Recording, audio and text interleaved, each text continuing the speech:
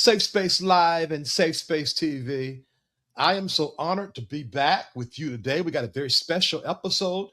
Have you always felt like the marketing tips that you received centered white people over black people? You ever felt like you're forced to put on white face just to move in your particular market or industry? Well, I have a good friend, Avery McDougle. He's on the show today, and he has created the book, Stop Marketing Like Your Audience is White. He is going to set us free to be who we really are, but to framework it in a way that works for your product, your business, or whatever you got going on. Now, Avery is the founder of Correct Strategies. He's been in the marketing space for 18 years, based out of Atlanta, Georgia. And so when I found out that he wrote this book, I said, you must come on this channel so that we can stop marketing like our audience are crackers. All right. So, so let's give Mr. Avery McDougle a warm, safe space welcome. Go ahead and drop 3 green hearts in the comments. How are you doing today, Avery? Doing well. Thank you for having me. Oh, you're welcome, man. You're welcome. What got you in the marketing space? Very interesting. Starting off in college, you were like, what am I good at? What do I want to do? Of course, as Black folks, they push, become a doctor, become a lawyer, and none of that was fitting me. I was a creative person and I stumbled across public relations. And then from public relations, I decided, hey, I need some money, and marketing paid the bills, and I fell right in line with marketing. And so far, I love the data side and the creative side of marketing. Yeah, I don't think that people truly understand that marketing is a leg in its own. You know, just putting up a flyer in and of itself is not marketing. Can you very quickly sort of highlight what is marketing in its most simplest form? That's a good question and it can be tough, so I can break it down because Sure, go ahead. marketing has a lot of cross disciplines, as people say, communications, PR, but marketing is a science. A lot of people say a science. Marketing is really looking at numbers, looking at how do we make people move? How do we make people adopt something or to believe they need something? Whereas if you think about communications, communications is telling the story, but marketing is really getting people to move their seats and to move their butts into seats and really understanding the science behind behavior. So marketing, would that be a like hook, pitch, call to action, that kind of framework? Yeah, it's all behind the scenes. It's a lot of research. It's really knowing your audience. It's more than just the create. Most people think of marketing, oh, it's a fun to do. It's easy. I'm creative. I can come up with a theme, but you really got to understand the science and the mechanism of by like how does Hill audience respond to something? If you say cracker, if I say soda cracker, you say cracker, or the N word. How does that make me feel? How does it make me respond? In marketing, we go a step farther. Sometimes marketers, we study people's trash. You're like, why do you study people's trash? If I study your trash, I can tell a lot about you and build a profile. Or do you eat out? Are you single? Are you on this? Are you healthy? So all those different things that we do in our everyday lives, that's what marketing studies, and that's how we're better to sell to our communities and people different products. That's so interesting. One of the challenges that I've had, Avery, is how do I get this data? So, for example, of course, YouTube has its analytics, 18 to 35, black, female, but my assumption is it goes way deeper than that. How does the average person get this data on who their audience is, what makes them tick, what doesn't make them tick, without spending thousands of dollars for consulting? You won't. Good question. That's oxymoron double. As a consultant, you won't necessarily get it. You won't necessarily get it all on your own. Hmm. But even the high level analytics you may get from YouTube or Facebook, you need to look at it and say, what story is it telling me? A lot of marketers, a lot of people, they come in marketing with preconceived notions. You may have a preconceived notion. I know my audience. I know my listeners. But do you really know your audience or listeners? Have you really spoken to your audience and listeners? Have you really started developing data for yourself? Or for your instance, you may say, hey, my live listeners come on at 8:30 in the evening time. If I put a show on at 7:30, no one's coming on at 7:30. So that tells me right away I need to start at 8:30 or later. So you can look at basics, look at patterns, but a good consultant will really help you just kind of streamline things and help you more hone in. There's nothing wrong with doing it yourself, but it's Mhm, all about a good partnership. Think about healthcare. mhm. We Yeah. have specialists for different things. A lot of things we know to do. We know to exercise. We know to get up, but we have that doctor to push us, to tell us, to uncover different things. And so that is the beauty of marketing consultants. But I tell anyone, know the basics. If you know the basics, you can get farther along. So many people, even when I wrote this book, they looked at it from a high level perspective, or this is what I was taught in school. This is marketing. Marketing is a one size fit all for any organization or program, and it truly is not. Mhm, mhm. Got it. Got it. So basically, what you're saying is if you get the simple data, 18 to 35, male, female, educated, black, white, you pretty much have a good framework to build some kind of data system off of or something like that. Correct. That's a good framework. You may take it a little bit further, and it may even take you like you get the framework, but you have to look at things over time. You can't just say, hey, I pulled the numbers for the week of April, but am I looking at it over 1 month, 2 month, 3 months time so you can really see patterns?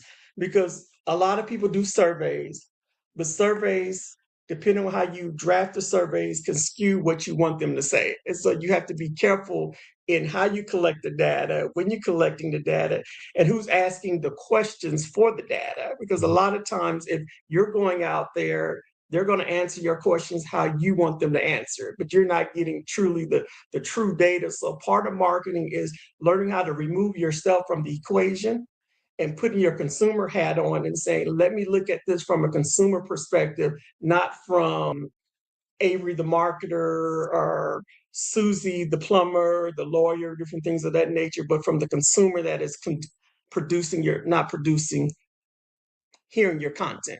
Tracking, tracking. We're going to get into the book. We're going to get into the book, but I want to ask just about uh, the black, not only the black consumer, but the black tastemaker, if you will. Do you feel that black people tend to not put enough money in the science of business more than the inspiration of business? Yes, in some sense. But let me take it back a little bit. The book, although addresses Black people, but it goes even farther and not just, a black or white thing. It's really about, who you're talking with and not looking at your business from one lens. But as a Black consumer, yes, we need to really look at the science of marketing and not just look at the creative side of marketing. Because as Black consumers, we figure, hey, we went viral. I'm popular. Oh, I'm good, but does your product really solve an issue? Are people really responding to you? Is Mhm. it a longevity issue? Because you can get something that's popular for 1 week, but what happens the next day and the next day? And so when we Right. look at our majority audiences and their businesses compared to some of our businesses, we fall down because we go for the short term rewards instead of the long term. And so marketing, knowing the patterns and different things will help you look at the long term patterns to sustain your business for generations versus for a moment. Yeah, I mean, because I was able to monetize this platform with just a couple of 8,000 subscribers and two private communities, more than probably the person who has 8,000 subscribers like me, and they're trying to get the viral video. And so, with between text messages and emails and funnels and bringing people in and certain connections, you don't have to be viral to make money. As a matter of And fact, you just oh, go ahead. No, go ahead. Uh-huh. you just said something unbeknownst to yourself. Although you had 8,000 people following you, you knew your audience. You were able to, I never could say that word, you know what I'm trying to say. Monetize, yes. Yeah, Right, from your audience through the channel communities. A lot of times in marketing, especially as minorities, we think we have to be big. We right. think, oh, I have to have 1 million followers. Okay. No, it does not. You may have 200 people, are they really strong? Are those 200 people become your brand ambassadors to help grow your brand? And so, but as long as you know your audience, you continue to grow, you continue to add other platforms, your audience will continue to grow, and your early adopters will stay with you and help your business flourish. And that's all through really dedicated marketing, whether you realize it or not. Absolutely. I would rather have 200 strong supporters than 20,000 subscribers any day. Because you're not guaranteed with just the 20,000 subscribers that anyone is going to go, that any of those 20,000 are going to be hard headstrong for you. It might be 50 of them that's going to buy everything you do and go to the highest level of your private community. And so I like the Gideon approach, where you just, let's narrow this army down to 300 of the most skilled folk, and let's move this puppy, versus trying to be viral and all you have is virility and no money tea. I hope that you're enjoying friend of the show, Avery McDougle, as we discuss his book, Stop Marketing Like Your Audience is White. If you want to connect more with this platform, text VTerrillHill to 833-458-3658. Text VTerrillHill to 833-458-3658. If you want to join my email community, we're about to start that back up. Click the Linktree link in the video description box of the video you're watching now. Please support this platform by sending $10 to the SafeSpace Cash App, and that is $SafeSpaceVTH, $SafeSpaceVTH. Every and anything else I have going on, click the Linktree link in the video description box. As well, you can join the $9.99 community I've been hooting and hollering about in this video. One more thing, we're going to be live right after this, okay? Avery and I will be live right after this stream to join you all, ask questions, talk, have the conversation. So if you have any questions for Avery, hold them, because after this pre-recorded interview, we'll be coming on live on this exact stream. Let's get into the book real quick. I won't even ask any more questions. Let's get into the book real quick. The book is divided up into 4 parts. Part 1, Stop the Nonsense, What's Broken. Tell me about it. So that one is kind of talking about some of the generic faces. The first chapter in that area is name the fails, count the cost. So token faces are not strategy. We've all been there. You know, we've seen campaigns where, like, are we been hired? Hey, let's hire the one black person. Let's put a black person in this picture. Or even some big consumers like Target, not consumers, retailers, they may put black faces on things, but they really do not care about our people. They're really not trying to market to them. They'll just put a black face to sell it. So that is something that I say, stop the nonsense, because you're not talking to my community. You're talking at the community and not with it. And we are consumers. We know when you have that one black face. You've been in situations, I've been in situations, I'm the only black. I had a job recently where I got hired. They quickly, I want to take your picture. I want to put you into the funding request. I'm like, well, why? Then I finally realized, I'm that black face. Now they can talk about we're into diversity. We have minorities. And I'm like, you're trying to sell my blackness, but I'm the only one at the table, or I'm the only one on the brochure. And so I'm like, that is not genuine. And people they can sense when things are not genuine. And then the other title is Intentions Don't Pay the Rents. It's kind of, you have to think about it. It's like, we have good intentions, but are you really looking after our audiences? What are you really doing to really bring the money in? You know, I'm not going to give all the kid and caboodle for the book, but the titles, there's something to really make you think. And the last one is Stop Recycling Stock Photos and Stereotypes. You've seen it, like 10 different campaigns use the same black people, the same stereotype. They went to Getty. This is the person. So they're not going to the community and say, hey, if I'm going after a Hispanic crowd, can I take pictures of different Hispanic, not that one Hispanic, or even that one safe Negro that we see on 50 different ads, in a sense, because it breeds impersonal.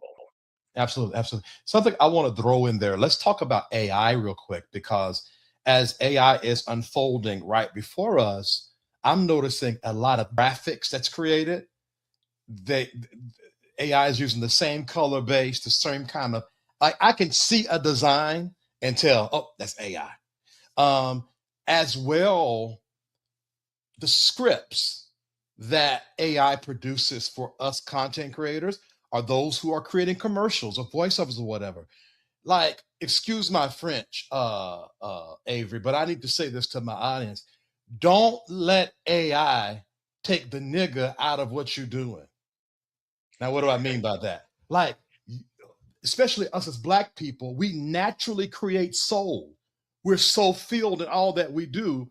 And if we keep on allowing AI to A to Z without our soul input, we're going to end up being white adjacent. Just to add to that, that's so true. And AI has been known for biases against Black people, and a lot of times we don't realize to the content and different things. And let me share a personal experience. When I was working with the publisher, doing my imagery for the book, they decided, well, let's do some imagery, put some AI, and I was like, no, I don't want this person. This person's not Black. And they just darkened the lady up. So, oh, she's Black now. It's like, no, this is like a Indian woman or different thing. I had to kind of fight even with my images of what they're presenting to me. I was like, these are two or three of the same people. I want a Black person, a Black woman with natural hair. And he said, well, it doesn't matter. I said, this is why I wrote the book, because you just disrespected me in my face. I understand the AI, because a lot of us, and you'll see this in the book, we'll take AI and think it's the Bible. But even with AI, how you input your research, how you put the information will help you get the outtake that you need. If you take the first pass, then you're doing yourself a disservice. AI is very useful, but even in your marketing, I have many people now, oh, I'm not going to invest in marketing. I'm not going to do this. I'll let AI do this for me. But then AI is missing the point. It doesn't know your audience and different things of that nature. And then you're in worse shape than what you are, because now your consumer is saying you're not authentic. You're just using AI, and you got to learn how to trick AI. You still use it, because I use it, but there's a way to trick it to get what you need. You need to understand the language of who you're marketing in front of. And I want to flip the script. I've worked with a lot of churches, and I noticed that sometimes Black churches will play a certain kind of music on their shorts or reels or whatever that you will never hear when you go to the church. It'd be some old, Maverick City music. But then when you go to the church, it's and I would tell them, I said, listen, why are you playing that? Ain't the people that listen to Maverick City is not going to enjoy your Black Pentecostal experience. All right. And so I also want to encourage folks that are of color, Black Americans that are marketing, don't feel like you have to be white adjacent to be excellent, especially if that's not your audience anyway. Not right if white isn't your audience. And then if I can add something to the book title. Some people say, why that title? It is kind of powerful. It is controversial. But I want a lot of us to think, and sometimes we as Black people fall into the default audience as well, that we have to be careful. We've been trained, you have to have Formula A, B, or C. You have to do this or that. And so we get trapped. And I even speak about that in the book. So it's just not a white person saying, but it's when you think about diversity, diversity is more than just skin color. So it is my thought color. But sometimes a lot of us have been culturally conditioned. We've been educated in PWIs. I was educated in a primary white institution. And so sometimes we think like that, and we don't take our community in heart. I'll give you another example. I live in the city of South Fulton in Atlanta. Our police force is going viral now. And you're like, why is Oh, the police force going viral? yeah. Say Their twin. social media, Right. yeah, their social media page understood. There's a lot of people say, oh, you're ghetto, there's that. How dare you talk about it? And the police were like, look, before we start talking like the people, we got maybe 200 views. Now we're getting 500,000 views. People across the country, people are going to their page, finding out what's going on in the community. They're more engaged, community policing. But you saw what they just did. They really talked the language of the people. No, they weren't trying to Some people just try to be cool, but they really embrace the language. They still have their professionalism when they need to, but they found a need and they found a way to talk to the people, and that's why their campaign is so successful. Yes, you're going to get they broke the mold, and that's what you got to do when you do in marketing, not that traditional I'm a professional white guy mold. Right. What I hear you saying, and I want to say this for the audience that's watching, Avery, is that you have to know the language of your audience. And if you are tone deaf, you are not going to be as efficient as you want to be in marketing. So, for example, my audience don't mind me saying nigga and cracker. And I know that. And if that was an issue, I wouldn't do it. And so I know the language of my very pro-black audience. Now, maybe your audience, Avery, won't rock with it, but your audience is not my audience, which says to me that a great deal of marketing on the kind of solopreneur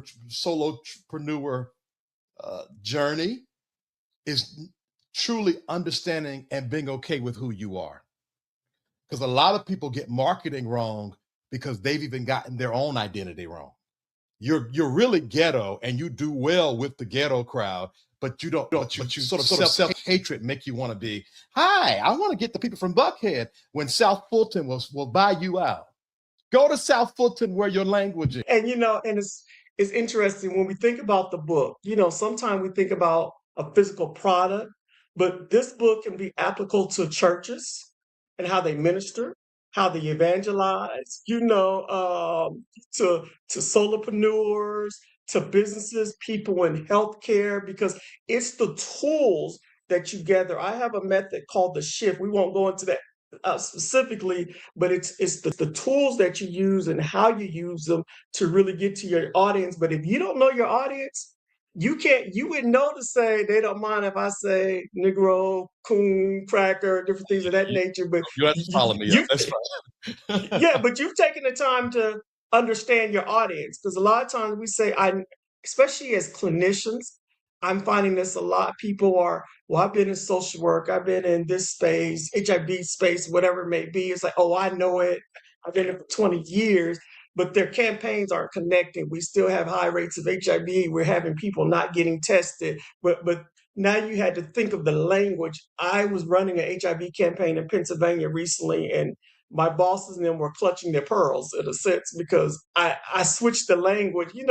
One of it was I swallow, get tested, and people like, oh my God, you're using that, bitch, please. The white audience were like, oh my God, Avery, what the hell are you doing? Yes, they were like, we don't know your pushers. Like, trust me, I know the audience.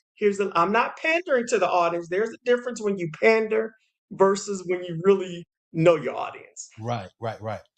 No, absolutely. And I think, and not to get lost in it, I think there are more people need to be in these marketing rooms when these campaigns are created, because it's a thin line between pandering and just truly innately knowing who the audience is. Really, I don't want to get lost because we got 3 more parts. Let me add something. You just said something. That's one of the reasons why I wrote the book. When I first got the idea of being in the room, but not being heard in the room.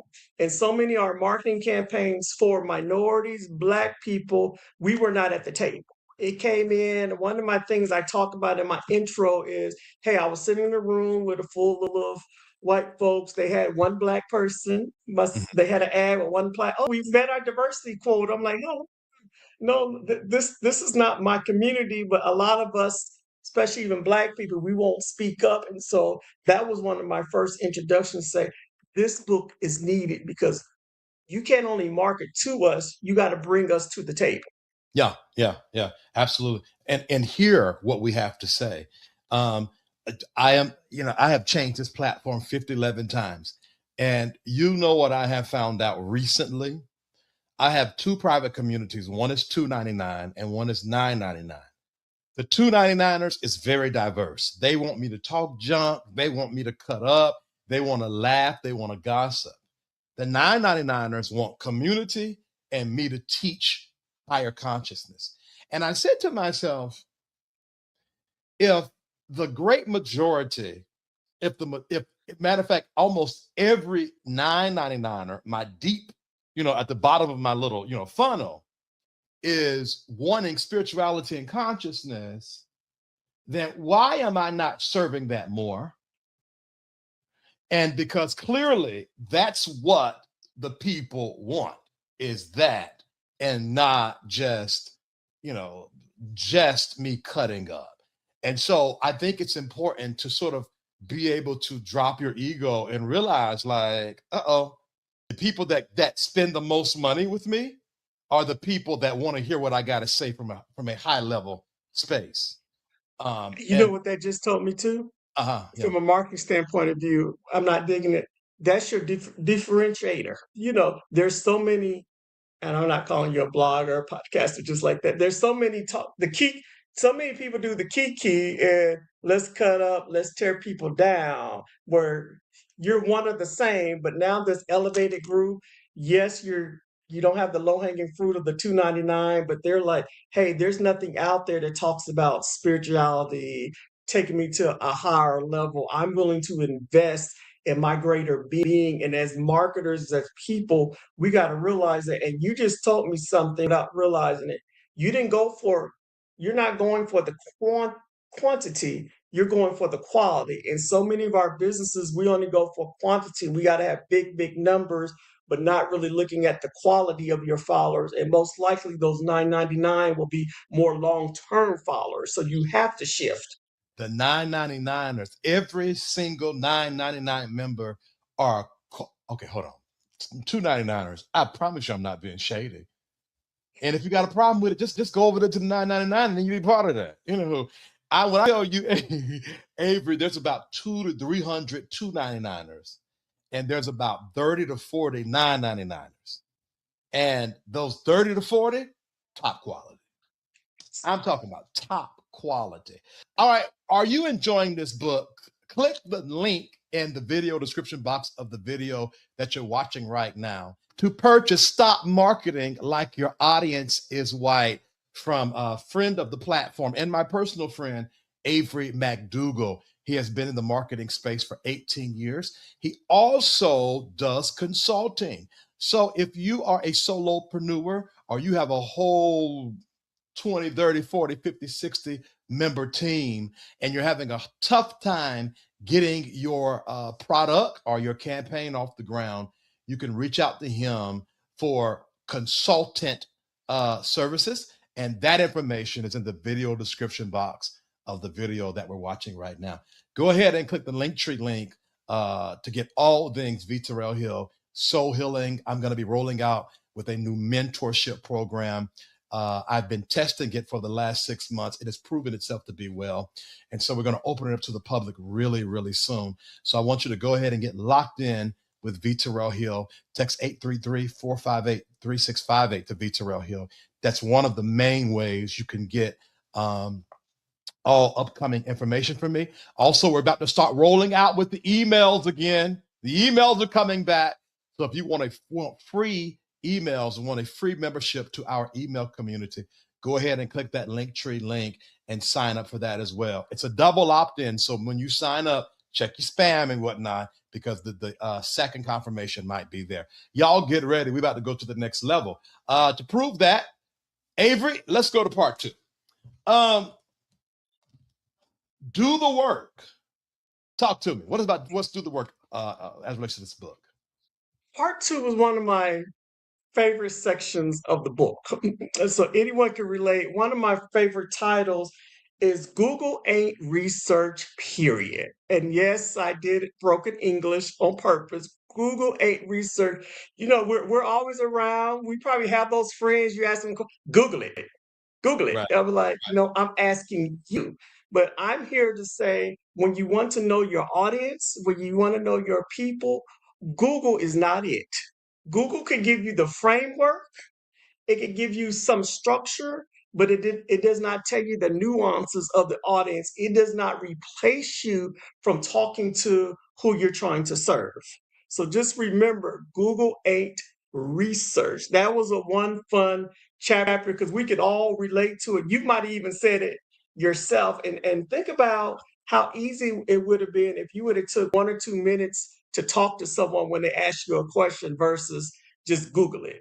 You're missing out opportunities. And then one of the sessions titles is Nobody Talks Like That. And what does that mean?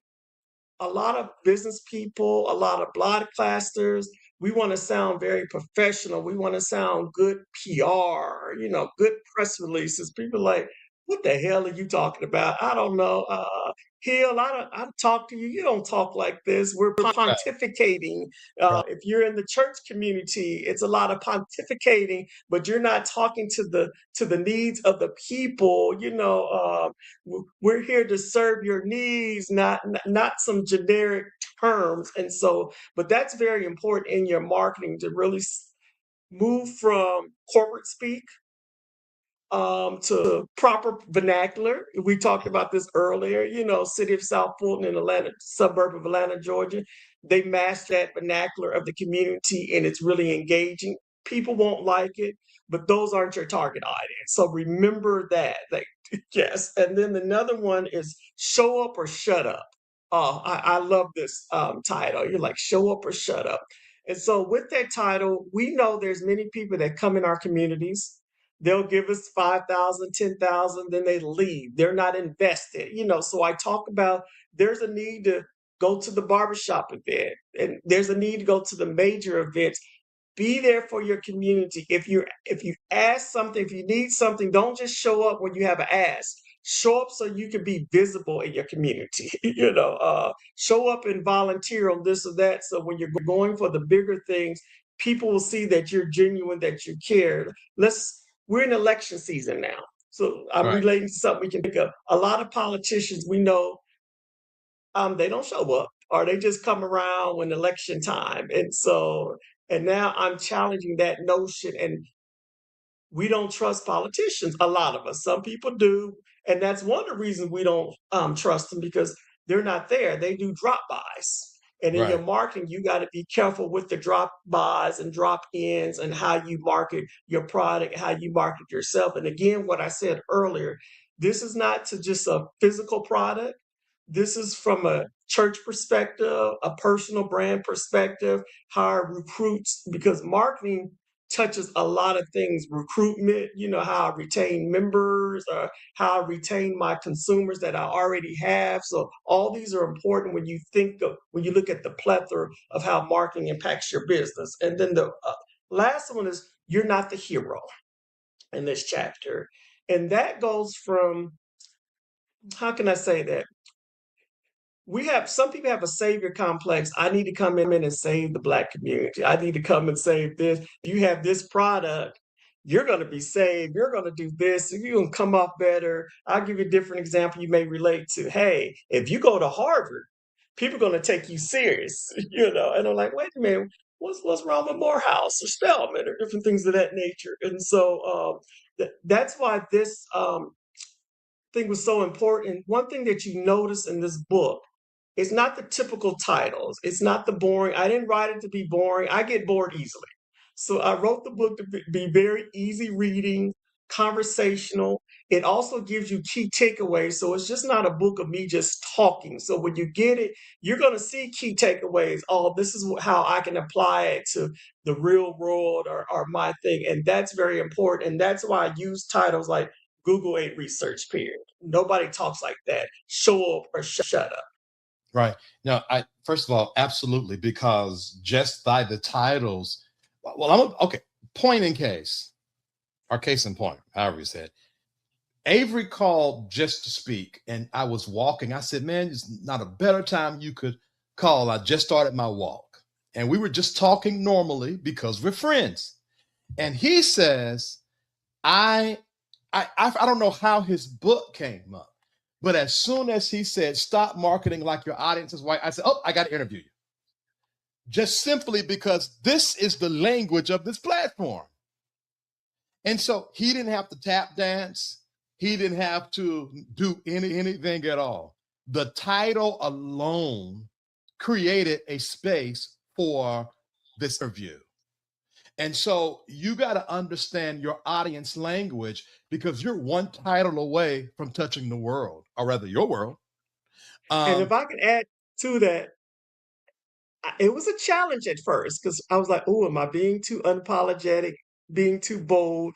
I was talking to a publisher. She said, oh, my, she's a white lady. Oh, good. Then she's like, wait a minute.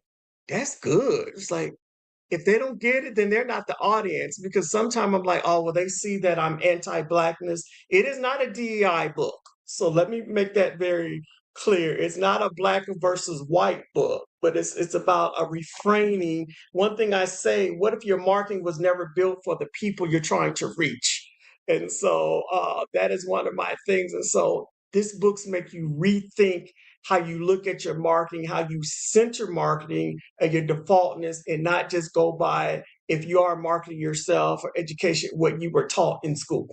I love that. It's so beautiful because number one, just because people don't like it, don't mean it's wrong. It could very well be you haven't found your audience yet. And so you have to really, I'm glad you said that, Avery, you have to really be conscious of the changes and upgrades you make because the person that's asking you to change might not be the person you want to be in your market. They're not, excuse me, they're not in your market. They're trying to change you to fit their needs versus finding a market who has a need that you can fill. Now, that And being say that said, again, change yeah, you to fit their needs. yeah, you got to be careful because some people say, don't like that, don't do this. Why don't you do that? Because they're wanting you to change to fit their needs. And what I'm saying is, you don't need to change to fit their needs more than you need to find out where you can fulfill needs at.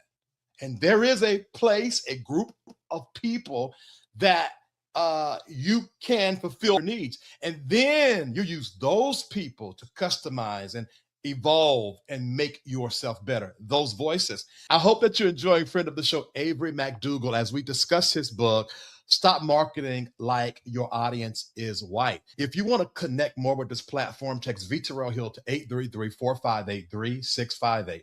Text VTerrillHill to 833-458-3658. If you want to join my email community, we're about to start that back up. Click the Linktree link in the video description box of the video you're watching now. Please support this platform by sending $10 to the SafeSpace Cash App, and that is $SafeSpaceVTH, $SafeSpaceVTH. Every and anything else I have going on, click the Linktree link in the video description box. As well, you can join the $9.99 community I've been hooting and hollering about in this video. One more thing, we're going to be live right after this, okay? Avery and I will be live right after this stream to join you all, ask questions, talk, have the conversation. So if you have any questions for Avery, hold them because after this pre-recorded interview, we'll be coming on live on this exact stream. I have an all-Black woman advisory council, and every one of those women, 99% of them are in my 999 room. Why? Because I attract Black women, and if you're in that 999 room, you down for the down. So those are the ones that I'm going to listen to. Those are the ones that when they say, well, VT, have you done this? I'm like, let me think about that because they're my core audience. Now, I want to say something about language real quick, and then we're going to go to part 3. One of the things that I'm so glad about this platform, and I'm not trying to be the hero, okay, about this platform is that we're so unapologetically us. I don't have to beg for support. All I have one job to speak the language of the moment to my audience. And if I do that, Avery, if I'm just up here jaw jacking, I might get, I do my 10 people do $10. I might get $5. But if I mess around and catch the beat of what's going on in the moment, I don't even have to ask people to send. They automatically start sending money because I'm meeting a need. And so you cannot be so focused on selling a product that you put the product before the needs of the people, even if the product meets the need. Let me say that again. You cannot put the product before the needs, even if the product meet the need. You need to go need first, solution based first. And here's how we can fulfill that need, said product. But if you're so product focused to get to a bottom line to sell, you're going to miss an opportunity to get some real customers, some real fans. And you were talking, and I was thinking when you said your base. I'm going to bring Tyler Perry into the discussion. You love or hate him. He knows his base, and he's built upon it. Thousands of people say, "I don't want to listen to his stuff," but he understands what those women want, what to give them, and it made him a millionaire. Different things, and so marketing, you can't be everything to everybody, because in the marketing space, everyone think they're marketers, but some of them don't know jack diddly about marketing and different things of that nature. So, but it's a Absolutely. perfect segue into the part 3 of Mhm. making stick stories and legacy. Because one thing that I did, and it's very important, you might have not picked it up, but on each different chapter, I have a quote. Mm-hmm. And it's very important to me. They mean something. Like in this section, the quote is, "The metrics that matter can't always be measured." And I'm going to read that again. "The metrics that matter can't always be measured." Talk about that. Talk about that. And so what that means, as business people, as podcast leaders, we're always looking, oh, I want the data, data, data, data. Data is important. I'm saying it's important. But some things, when it works, you just said something earlier. The first chapter in that book is, when it works, it works. You know your audience now. You understand it. Even though other people saying you need to do this and this, like, no, my 999 ladies, they're my advisors, they're my backbone. I'm not going to mess with that formula. But one thing we have to learn is some things will flop. I've had campaigns that flop. I had to learn, but you have to repeat from it, and you can't do that because sometime I'm looking at the impressions, but did my campaigns really move people to action? And I'll break it down. And I ran a statewide COVID campaign, an HIV campaign. I wanted to connect people to care. I didn't want to just do pretty advertisements. And so everything I could not measure, but as I start breaking my marketing down, I start something simple. I was featuring overweight people, fat people with their shirts off, trans people. I wasn't using body beautiful people. People like, what the heck are you doing? But I'm like, these are the community members. Y'all don't understand that. But once I start using these body conscious people start following, looking at the campaign. It wasn't just another pretty campaign that didn't really relate to this person, because even in something like a COVID or HIV, we were trying to talk to an effeminate man, or like, no, anyone's at risk. The women are there. We're talking out prep. And so a chubby man, a DL man. And so, but it took a lot to really kind of, one, I was able to tap into it because, from my lived experience of understanding different communities, but then also not just sticking to the data, because you said something earlier. Hey, I know my audiences is 18 and 25-year-old. That's nice. But what do you know about those 18 to 25-year-olds, beyond their age group? Do they go to college, or did half of them suffer mental health or different things of that nature? You have to dig deeper, get those different questions. And so that's why this section was Make It Stick, Stories and Legacies, where stories are very important. Talking to people, really learning their story will help you kind of to be successful. One of the chapters is called Advocacy is the New ROI. You're like, well, why is that? But the more we talk about something, you said something earlier about the deep spiritual connections. So some people are advocating for that. And guess what? That's going to be the space that's going to grow your business now, because you're not selling a product. You're just advocating. I'm not a part of that. I can't afford the $9.99 yet, one day. So, but, I done bought this book. You can give me 1 month. No. Hey, I got tick for tack, okay? But you're tapping into that spirituality, that Mhm. advocacy. Yes, You're doing something deeper, and that deeper connection is really yes, getting you followers. They don't mind investing into you, so it's a mhm, different form of marketing. But it's yeah, just so much important that the demographics, the data will not tell.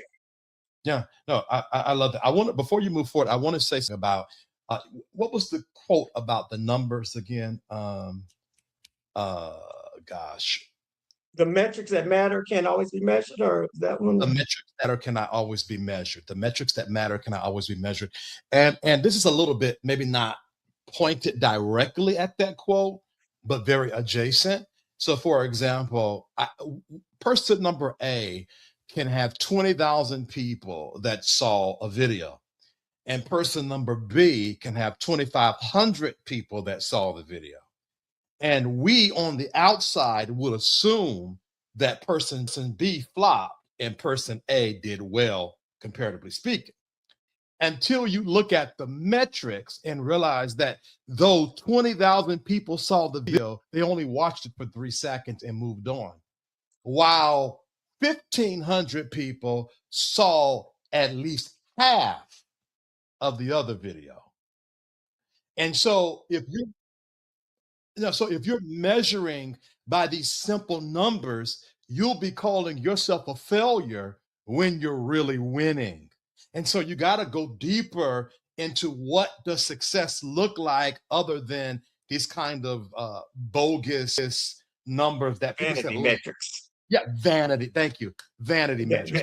Yeah, a lot of marketers of people, they get stuck on the impressions and, oh, I had 80 million impressions. So what? How many people clicked your ads? How long do they spend with your videos? That is important. If you do a video and you see, hey, people are spending at least a minute in my video, or they're cutting off at 30 seconds, you're like, let me tweak that. But let me break it down for the audience even more. My dad used to say this to me, and I didn't understand it till he was dead in the ground. But he used to say, "Hey, Avery, you may make $25,000. Hill makes $100,000, but Hill has nothing in his bank account. $1,000. You have 15,000 in your bank account. You are the more financially well off, wealthy." I'm like, but he make $1 million. Yeah, he has fine mansions, the Mercedes, the BMWs, but you have that cash in your pocket, even though you're not bringing that in. And it took me a long time to understand that when it comes to success, but it can be related to marketing as well, to what you're saying, not just the vanity stuff, but are you really moving the people? Are people engaging? Did you have, out of your 1,500, did 100 of them share your posts? Versus this 20,000 people, they looked, they saw, but only 10 people shared my post. And so, and I'll give you another example. I was working in the financial industry. We were doing an estate planning, and I did this event for this gentleman. Uh, it only 7 people registered. And I called him and said, Joe, how did the event go? Oh, I canceled it. I was like, why did you cancel it? Well, I'm Mhm. used to 40 and 50 people like our Medicare seminars. I said, but you forgot everyone had income producing assets over $2 million. Each person I put in that room. Then he was like, oh shit, I didn't even think about that. I said, 2 million, you had 7 people. Well, your Medicare, their average is like 60,000, 7,000. I said, so you just screwed up. But he was like, oh man, because he was so focused on quantity instead of the quality of the seats that we put in the room. Because I shared the data with them, showed them the housing, and he said, "Oh my God!" And so that's how we have to think about things when we Yeah, look at our marketing from a deeper level. absolutely. And to add to that, let's go to 20,000 views versus the 2,500. Um, you can have 20,000 views and uh, half of that, 10,000 people at one time subscribe to your video, your channel. And you think, oh my God, I'm making it. And then the guy with the 2,500, 200 people signed up for their email marketing campaign. 50 people signed up for the text messaging, and 10 people bought a $180 product. I am telling you, the person with the 2,500 views won in a residual kind of way. because Yes. those people were so moved by whatever they were saying or doing. They accepted the call to action to go deeper in the funnel, to give real data like phone number and email. See, if you subscribe to me, I can't really do nothing to that. But if you give me your phone number and email and I can directly touch you, I can do a lot with that. And so for those of you that feel like, I don't understand why my channel not growing like their channel is growing, you're missing opportunity to not just be to grow from a vanity, but to really structure something that can feed you for a lifetime. But you got to see it that way and honor your voice, your audience, and what you've created thus far. Yeah. And with that, like you said, focusing on the wrong thing. But here's where I say, as a clinician, marketing won't be successful by marketing alone. Then you have to take the other discipline and how do I communicate now to my audience? What is my communication structure? I got them in, they signed up for my emails, loose, but sometimes people can market and turn people off. What do you mean by that? I tell clients all the time, I know you hate it. Don't send 50,000 emails. Okay. If you decide to once a month, twice, but not every day, don't, or even big retailers, they get it wrong. Some of them, they have the same sale for 8 months. So guess what? I'm never going to buy it at regular because I know you're going to have the same sale. So I'm saving money. So how do we communicate our value prop? Now you will them in marketing. Marketing puts butts in the seats, but your communication plan will kind of keep them in your touch points because that's the biggest thing in marketing and communication and PR, how they all work together because we work hard to get our consumers, but now we have to keep them. And you can't leave one out of the other. They both have to work together.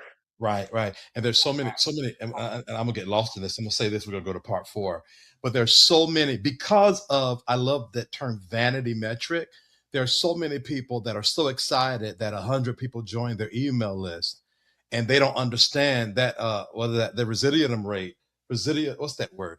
The turnover rate Yes. is huge. 100 people subscribe, 200 people unsubscribed last month. And so it's way more than just the vanity. And I think that's important because I deal in the soul healing space. And from a soul healing perspective, for those of you that are here for that, what am I saying? What you have created thus far is good enough to take you to the next level. Stop comparing yourself to vain metrics that don't matter at the end of the day. There are people with Be 20,000 subscribers and they average 2,000 videos. There are people with 2,000 subscribers and they average 20,000 views. So do not get lost in the vain metrics. Listen, if you're enjoying this, I want you to click the link inside of the video description box of the video you're watching now. That way you can get the information on how to connect with friend of the show, Avery McDougle. All right. And also, if you want to buy the book, Amazon, Walmart, wherever books are sold, it's also in hard copy. The link to purchase is in the video description box. Okay. If you want to connect more with this platform, text VTerrillHill to 833-458-3658. Text VTerrillHill to 833-458-3658. If you want to join my email community, we're about to start that back up. Click the Linktree link in the video description box of the video you're watching now. Please support this platform by sending $10 to the SafeSpace Cash App, and that is $SafeSpaceVTH, $SafeSpaceVTH. Every and anything else I have going on, click the Linktree link in the video description box. As well, you can join the $9.99 community I've been hooting and hollering about in this video. One more thing, we're going to be live right after this, okay?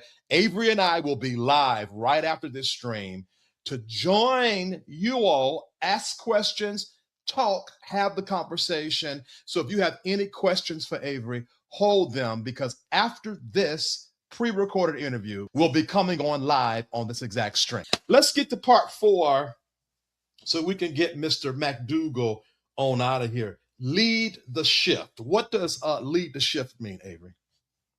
with leadership, I start with a quote by Angela Davis. Most of us know Angela Davis, and her quote is, "I am no longer accepting the things I cannot change. I am changing the things I cannot accept." So, you got to think of. I'm gonna read it one more time if someone missed it. I am no longer accepting the things I cannot change. I am changing the things I cannot accept.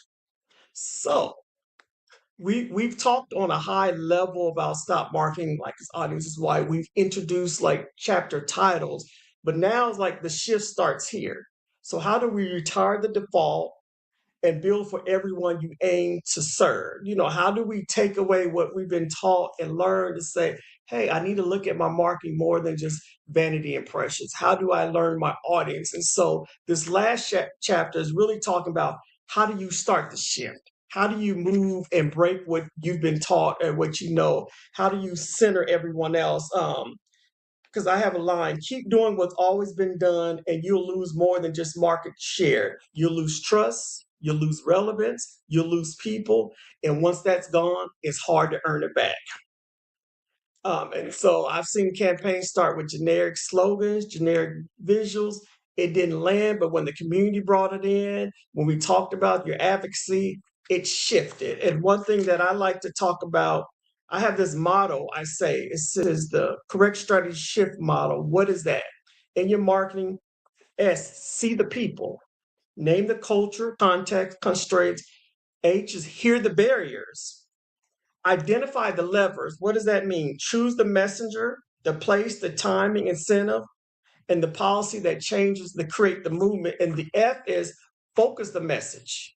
How do we focus? Sometime in our marketing, we're all over the place. So focus what you really want to talk about. And Hill, you said this in your one platform. T is for test and track.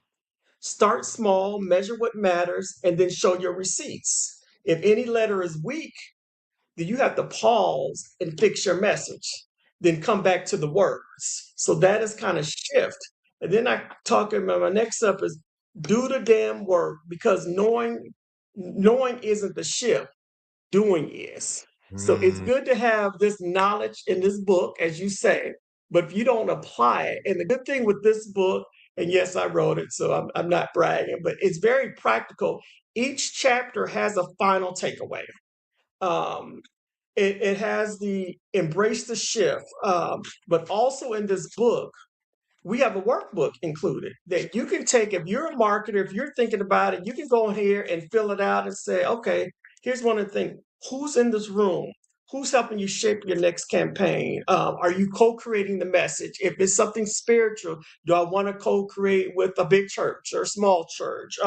Show up the plan, map this out, partners who you can trust, follow up that earns trust, use 2 months after the first touch. And so I kind of break it down. How do you bring receipts? How do you look at what you're doing? So this isn't a book for me to say, oh, Avery, you're going to try to earn money, become a thought leader. This is the book to help move my people.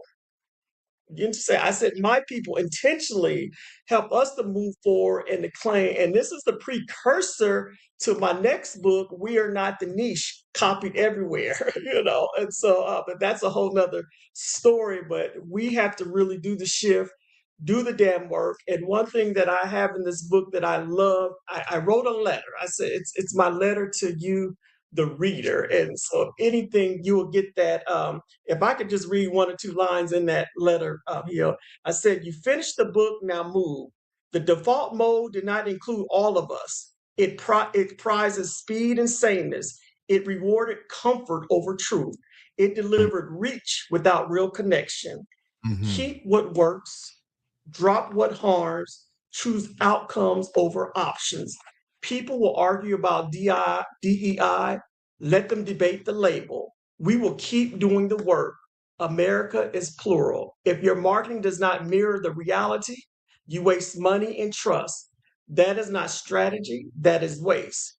Here is the charge: listen before you speak, build with the community, not at them, set equity outcomes and fund them, pay cultural reviewers and local partners on time, share your receipts so others can learn. When you miss, repair it fast and in public. Your brand should taste like the people you serve, seasoned, specific, and true.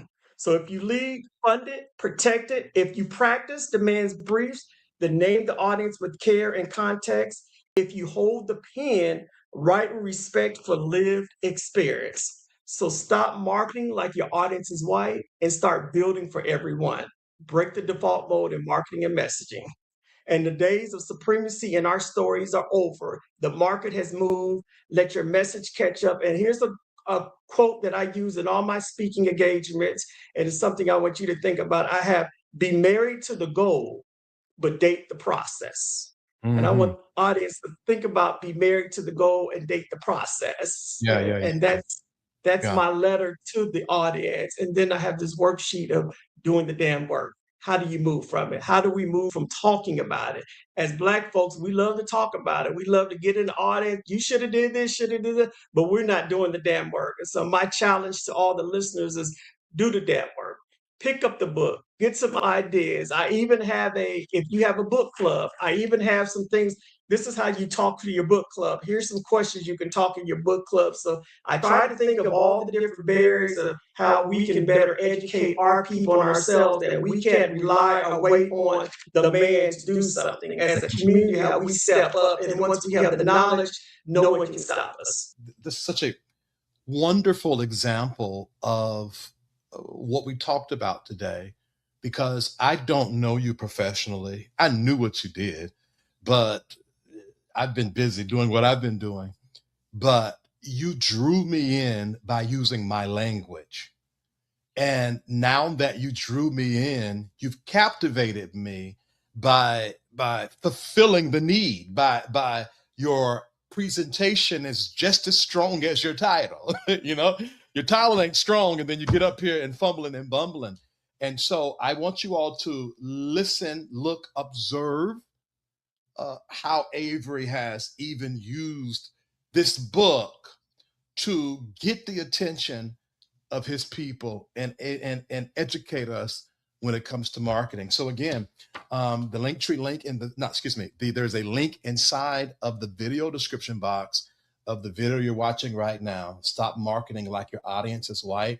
Go ahead and connect with Avery. All the rest of his information to connect with him is in the video description box. If you are a business owner, thought leader, visionary, pastor, student, teacher, you know, you sell shirts, you sell how to grow your hair, whatever you got, reach out to him and let him know that you found him on this platform. And I'm going to believe God, he's going to give you a discount. Amen. And so, and Black folks always giving a discount. No, I'm just playing. right. And he is, you know, but I want to thank you so much thank you so much, Avery, first of all, for even writing this book for our people.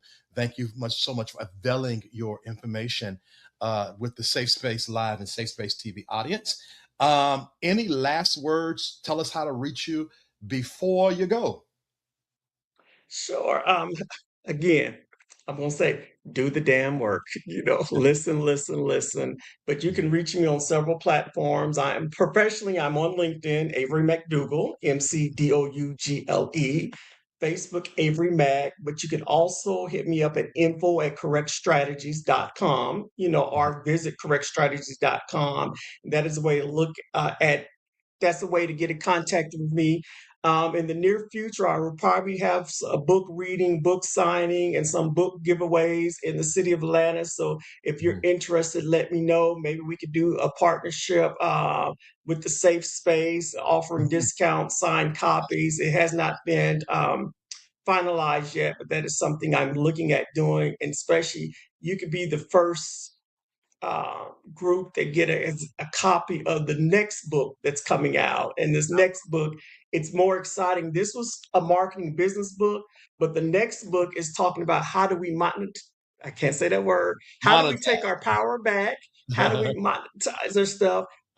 They say we are a niche, but we're not the niche. We're the culture that builds the country. We're the culture that sets the tone, the brand. People are making millions of dollars off of Black people, but Black people are not a part of the table. And so this Right. book is talking to us on how do we take our control back, how we are not allowing ourselves to be the niche. This is the start, but now I'm doing the blueprint. Like my mother used to tell me, this is the fertilizer. Anything you have to do, and sometimes as marketer of people, we have to plant the seed. And sometimes we're like, well, people aren't following, we're not getting it. It does not matter. You planted the seed. You never know when people will need your word, your message, and you never know when that seed will be fertilized. So don't stop. Don't be discouraged. Continue to plant the seed. And it may be you to fertilize, it may be someone else to fertilize it, but figure it out and you will be successful. And that's all that I have. I love it. I love it. I love it. All right. Thank you so much, Mr. Avery McDougle, Mr. Avery Mac, for joining us today on this very, very special episode on Stop Marketing Like Your Audience is White. All right. If you are enjoying this platform and you want to hear more, make sure you like, share, subscribe, and comment. We have so many new things rolling out. We have developed a new mentorship program. It's a 6-month program that I've been testing out amongst some of my inner chamber sacred space members. And it has proven itself to be very, very positive and very, very, very, very insightful. Impactful is the word I want to use.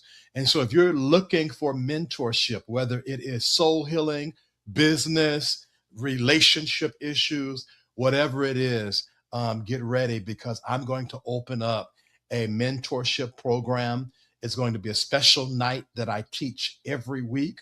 And then you're going to get one free one-on-one session with me for an hour a month. And then in between there, we're going to be inside of discussion boards and connecting, because we got to do the damn thing. And it's Avery's job to show you what to do. It's my job to show you you can do it. Avery, here's what I'm thinking about doing. I really want you to consider doing a very, what's the term? Prune down, narrow down, niche down version of our conversation we have today, almost like marketing 101, if you will, because I would love to actually bring you into the community. You know, we can have them pay a little bit of money, you know, enough to make sure you're okay and all right. But for people who want to like have access, ask questions, get like, okay, start here, do this, do that, 10-step program or whatnot. If you come up with that, then I will definitely set it up in a group fashion. And then that way from there, if they want a one-on-one with you, they can. So if you do that, holler at me. I'll make sure that we open up the private communities to that, because I know there's a lot of people that just want to know what the heck to do. And they just need help doing it. So yes, sir. Yes, we definitely can make that happen. Yes, sir. All right, y'all. Y'all be blessed. If you enjoyed this, drop 3 green hearts in the comments. Till next time, be blessed. Bye.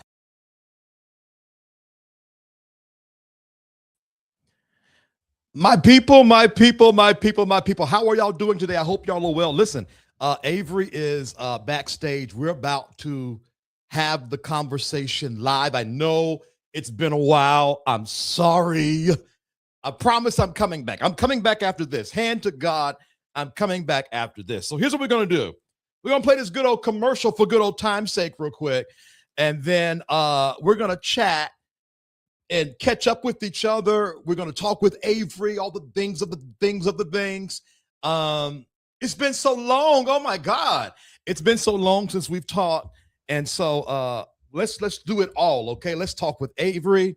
And then if we need a family discussion, I do not mind going live after this or choosing a time later on this evening that we go live in the private community. So don't go nowhere. We're going to be right back. Oh, hold on. Lord, I got to get you. I'm out of touch here. Let's say back. Oh, Lord, I'm messing up. We'll be back.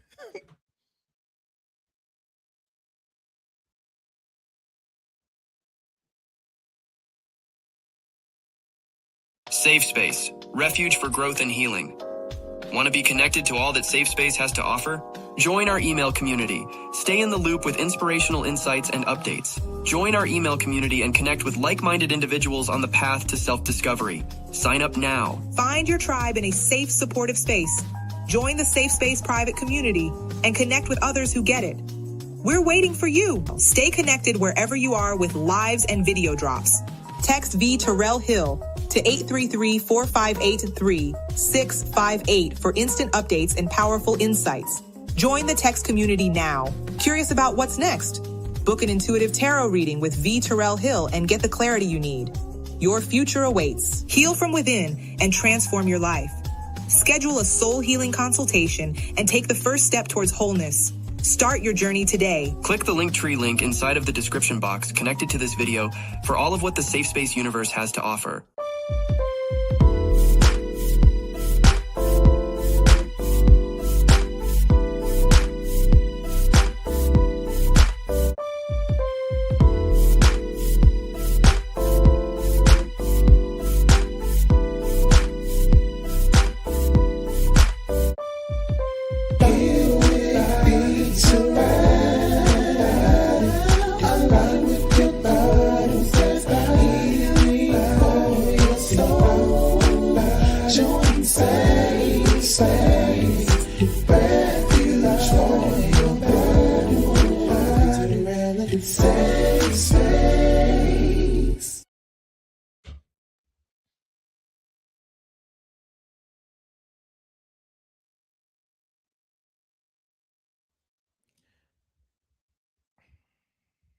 Can y'all see me? Am I on here? You know, I am so out of pocket, y'all. I don't even know what's on here. Let's see here. Add to stage. I'm so confused right now.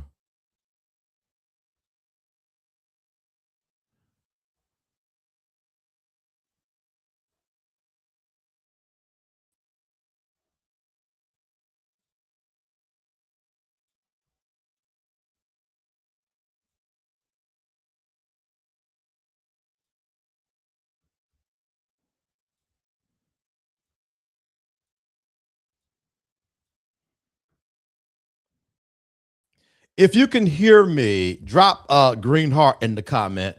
Y'all, I've been so out of order. They done changed StreamYard around, and I'm so confused right now. Hold on one second. Oh, that's what it is. That's what it is. Okay. All right. What's up, everybody? How y'all doing today? Welcome back to Safe Space Live. And actually, we're simulcasting on Safe Space TV as well. As I said before, the commercial, I know I've been gone. I'm going to do better about that. I am, well, not better. I've been going on purpose, but I'm back now. You know, I leave and go as I please. I'm disobedient. At any rate, we do have Avery McDougle, the author of Stop Marketing Like Your Audience is White, behind the stage, and so he's going to be with us. Okay, so if you have any questions, any comments as we are talking, you know, put them in the comments, and then we're going to ask those. Other than that, we're going to chat a little bit. Avery did have I had to edit it out because of the date issue, because we were supposed to air this last Saturday. Nonetheless, Avery did have an offer for those of you that join the spirituality and consciousness community. You have opportunity to get a free book if you join in the next 2 days. Now, the beautiful part about that is you get 4 days for free. So you can essentially win a book for free just by playing the system. All right, I'm going to bring him on. Let me see if I can't work this out. Hold on one second, okay, guys, because I am just as confused. So I'm going to try to bring him on in a way that works. And if it don't, I'm going to bring him on this way because I am out of practice with this. Be right back. Okay, hold on. Now there. Then I want to do this.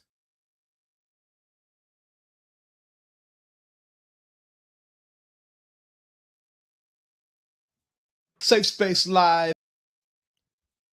Okay, so it's just not going to work. I don't understand why. I don't know what to do. Yeah. I don't understand why. Oh, I know why. That's why. Hold on. I got it now. I got it. There we go. Okay. Listen, hey, bro, I am out of touch. I haven't been live in so long. I'm just hitting all the wrong stuff. That's what I was supposed to have been doing. Avery McDougle, how you doing, man? You doing all right? Man, I'm doing good on a Saturday. Good. Now, did you go to church today? Bedside Baptist today. Oh, interesting. Okay. Listen, Celeste, I'm sorry. I'm out of practice, but we're here. I think we look good, so I think we're here now. Avery, first of all, thank you so much for speaking to us about your book. There's so much I want to talk about. I want to talk about vanity metrics. That was something that I was personally moved by, vanity metrics, because I know it discourages a lot of people. Like, I think there are like 5 people on here right now. And so one would think it's a dub. It remains to be seen. For example, if I get one person to join either the private community or the spirituality and consciousness community, it's a win. It's a W, because that person is going to be residual versus 1,000 people. And then, matter of fact, believe it or not, someone has already sent $20 in Cash App from this show. So one would think, let's just get into it. One would think, oh my God, it's a flop, but that's what we're talking about. You got to learn how to use what you got and stop worrying about the quantity. Can you expound on that some more? Before that, again, thanks for having me. And before we jump into the questions, I kind of want to start with this, just as a premise for someone that might have not did the pre-recording. I didn't write the book to start a debate, but I wrote it because I kept seeing the same problem: marketing that looks good on paper, but never connects in real life. So that's really, I want to set the stage for that. And many of us seen campaigns and thought that wasn't built for me. And that's where the conversation starts. So if you could rephrase your question, then I can go right in that. I just wanted to frame that at the beginning. What have you ran into a lot of sort of vitriol about your title? Like, what do you feel like that was necessary? No, it's interesting. People got it, but at first it was like, oh my God. When I was shopping the book title around, went to a publisher, and then after talking to her, it was like, oh, I get it. But you know what? It was marketing 101. I chose the title, because I wanted you to stop in your footprint. Most of us, especially us, we would not pick up a book if it said marketing 101 or how to do this. You needed something to catch the attention of the people. And as I took my own advice, talking to different people, doing like solid small focus groups, then I decided this is the topic. Let me go with my gut instead of letting society or that one-dimensional way of marketing stir my title choices. So I had to take my own advice when I chose that title. God, now I want to go 1,000 different directions. So I'm gonna have to get my pen and paper out, because interesting, you said us, but it raises the point that what you had to do to get quote unquote us to pick up the book is speak our language. And see, a lot of times what happens is you have these companies, these marketing companies, they use a white adjacent language, and that works for a people that's not us. And then be like, see, y'all just don't want to learn nothing, when you used all of the studies and statistics and discoveries to get them people to pick the book up, or they wouldn't have picked it up. So is it that Correct. we don't pick up books, or have we been so trained to be white adjacent that we haven't learned to speak our language? Because to your point, you gave me the title, I didn't even read the book. I said, come on the show. So have at it. Talk about that. And you said so much, because it is so true in all the points you said. We have been trained to be white adjacent. We use example on the pre-recorded live when I talked about the city of South Fulton. Even as Black individuals, we always hear the term, oh, that's so ghetto. Oh, it's ghetto. Yeah. You're using the colloquialisms, you're ghetto. And like, I asked someone, what is ghetto? I tell people, hey, I'm bilingual. I can speak Ebonics and the Kingsman English in a sense, but we're one of the communities that we we despise our own uniqueness and say it's not professional. We despise what gives us the spirit and the culture, what everyone else wants to copy from. We run away from it. And so, this is a reminder. I even have a section because, prime example, we can be in leadership, we can be represented in the room, but we can still not be at the table. Clarence Thomas as an example.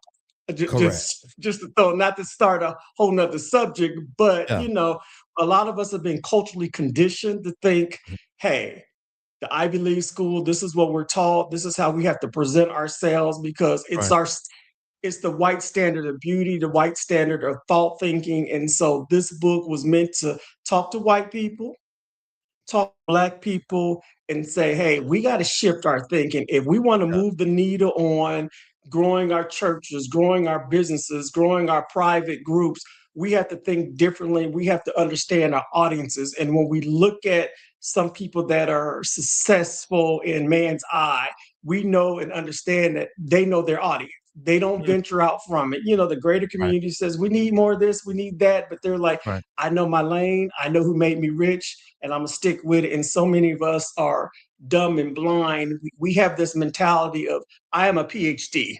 I'm a doctorate. So I have all the answers, and you don't. And that's why your programs fail. Or we have comments like, oh, the Black audience is hard to reach, or this audience is hard to reach. No, you didn't take the time to know them. We're not hard to reach. Yeah, I think that is, and the fascinating thing about this, Avery, is there's such a soul healing element to this, because what I hear through my soul healing ears is, if you want to reach your people, you have to first fully embrace who you are. Your people are wrapped up in you, and perhaps maybe that's why you have not been as successful, because you're fashioning after another platform, another group, and that's not your language. And there's a people that want to hear your language. And I think that's such a strong point when it comes to marketing. And one other thing in going in that line, be true to yourself, be true to you. And everything's, but there comes in a point, depending on what it is, if it's a business, I can be true to myself, but if I'm marketing to a consumer, how do I understand the consumer? There's a chapter in my book says, you're not the hero. Too many brands come in and say, hey, get this water. This will solve all your issues. It's not about your brand. It's about, are you really talking to my needs? How's your product going to meet my needs, instead of your product and you being the saver, and we love leadership. We look for the Martin Luther Kings of the world and different things of that nature. But Martin Luther King, there's no other Martin Luther King that's going to save us. So how do we talk to them and say, hey, the safe space is giving you tools to hopefully help you move along. We're not your savior, but we're here to aid you on your journey to a safe space, to aid you on your journey to greatness. And we have to look at that from a marketing perspective, that same attitude. I love that. So what I hear you saying is, in the beginning, you find your authentic voice and you use it, but then you're not the hero. So as you begin to grow, as you naturally attract people by your authentic voice, then you must assess the crowd and then pivot per need of the crowd that was attracted to you. That y'all, for those of you guys that like this kind of talk, that in itself is what is it called? A jewel, a dime? What do you call when you a gold? What do you say when you drop something? You know what I'm saying? I don't know. But I think that's so important, because I know for people like me, you attract the people and then you do put yourself on the pedestal, and then you wonder why you have a heavy turnover rate. It's because though you were the bait, you are not the scaling, the fish, the grease, the kitchen, the pan.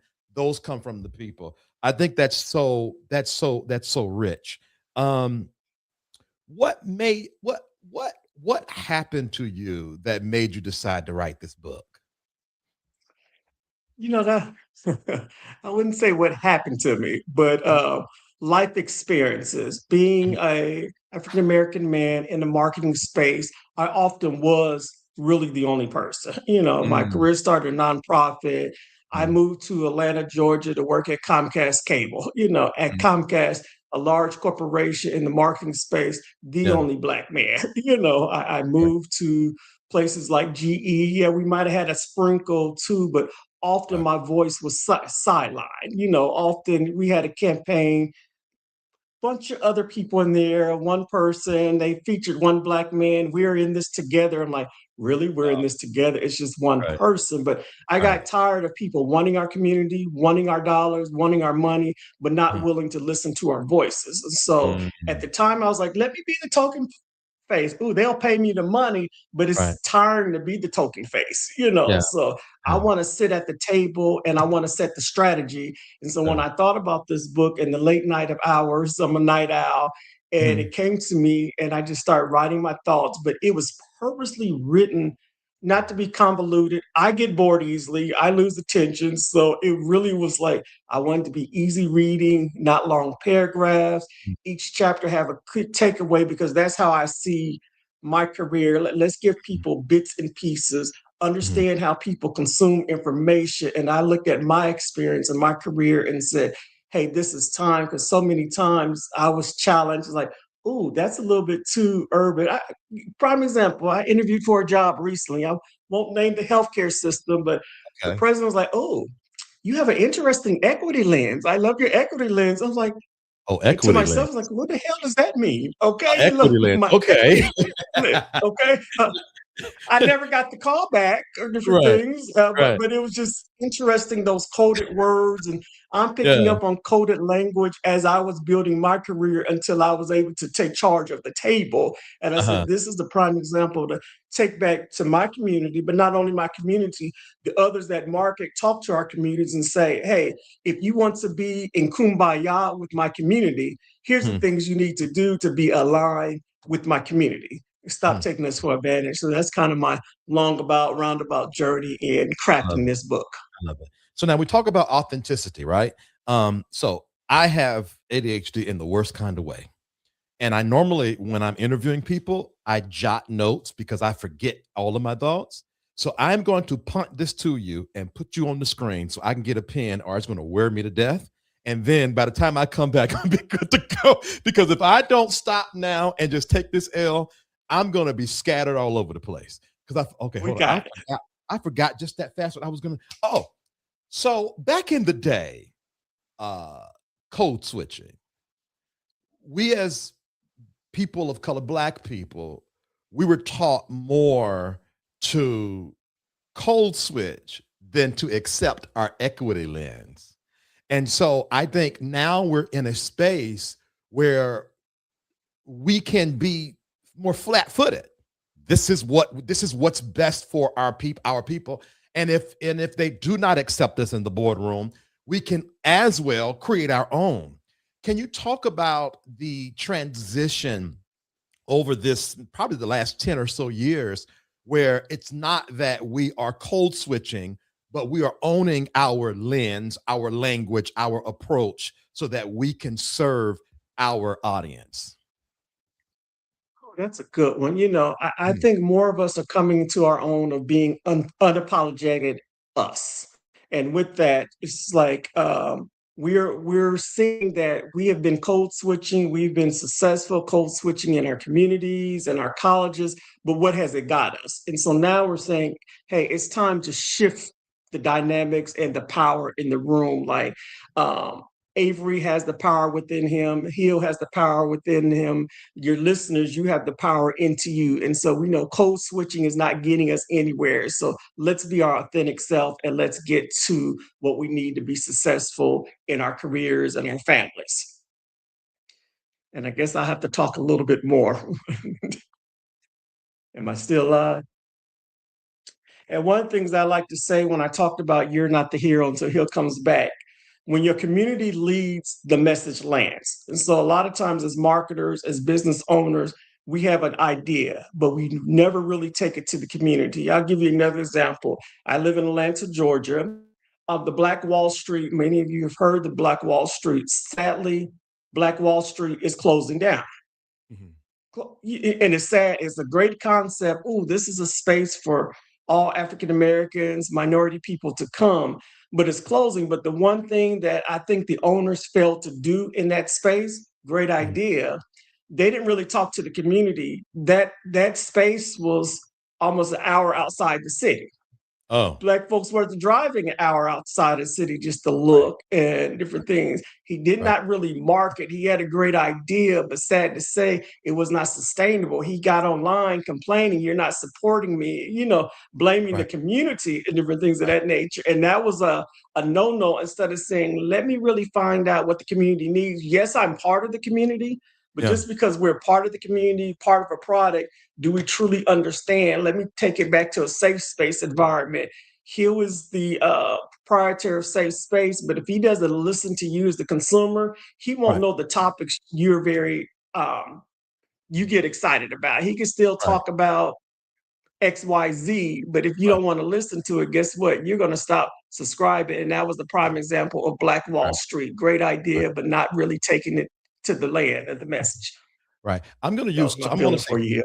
no, I appreciate you because I got my pen. I got 3 notes already. So to that point though, I want to one of somebody. Hold on, let me see here. I'm going to find the specific thing. Here we go. This is what we talk about listening to the people. I am underscore Talisha has been, because it looks like she's not anymore, a faithful 299er. Well, she says if you're not speaking to or going live for the 299ers, then you're just taking their money. Now, the reality is, though that was not my intention, I thought, oh, Jesus, hold on. Oh, Lord. I have been ignoring my 299ers. And I dropped a whole hour Yappalations, but I'm going to be real. I haven't given them as much attention as I've given the 999ers, not even half the attention.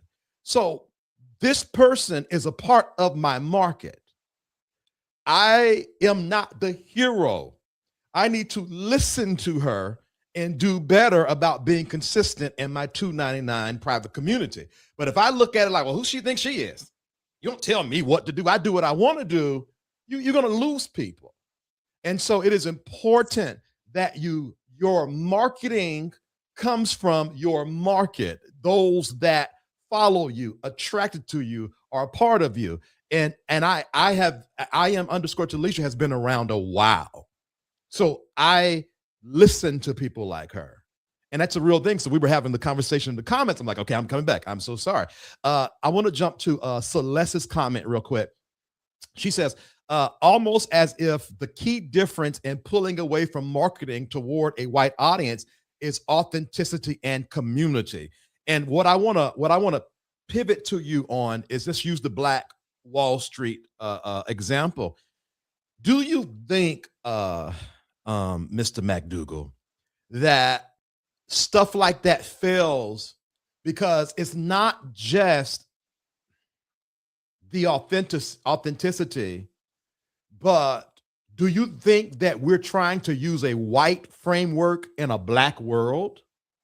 So, for example, if maybe subconsciously we've modeled how other people have done it. Okay, so we're going to do that over here. What they're doing over there, we're going to do it over here, versus asking ourselves, what is the framework for over here? So not just the language, but it might need to be built totally different, based on who we are and what we are. Can you talk about maybe dismantling, if necessary, because you're the what's the name in here? But let's talk about framework, and do we need new framework? Thank you.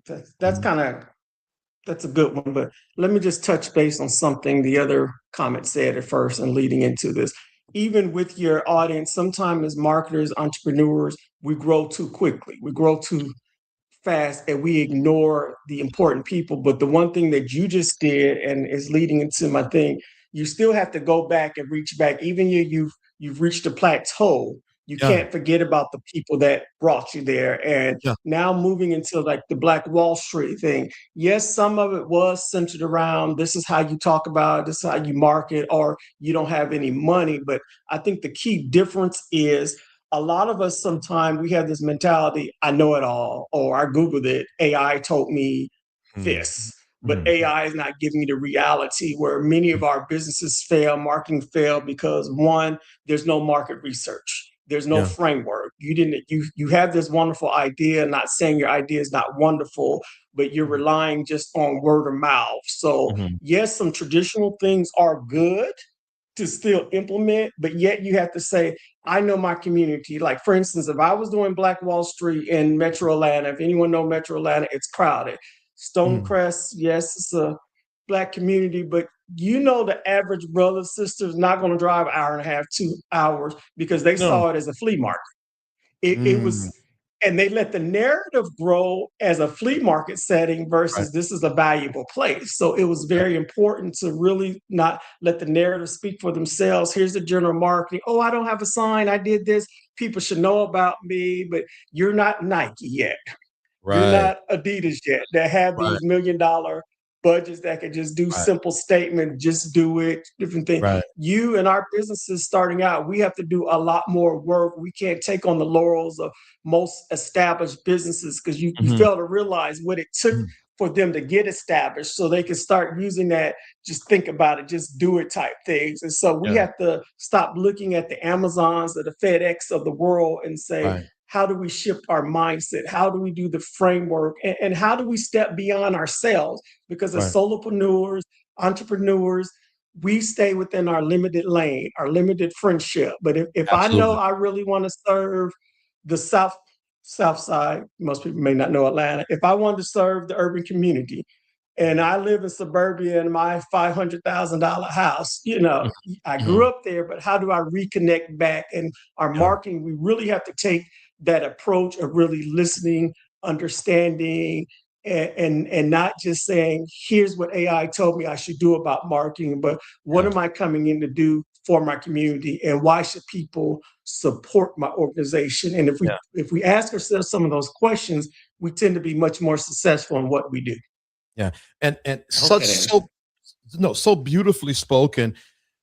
So far in this conversation, I don't know, this might be better than the interview here, but so far in the conversation, we talk about authenticity, but another topic that it keeps on coming up is the hero issue. So another thing, and not to beat up on the Black Wall Street example, but since you brought it up, another thing was I knew the person pushing it more than I knew what Black Wall Street was offering. So I forget the guy's name, but I see his face right now. Everybody calls him a fraud. And what is that man's name? But anyway, he was more popular than the solution. And so solopreneurs, entrepreneurs, business owners, proprietors, or whatever you are, you cannot outweigh the solution. You cannot outshine the solution.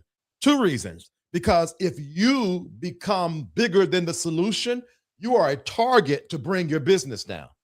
Because as soon as someone goes after you, you're done. And so you cannot. What you say? Go ahead. Oh, and so you got to add something to the statement.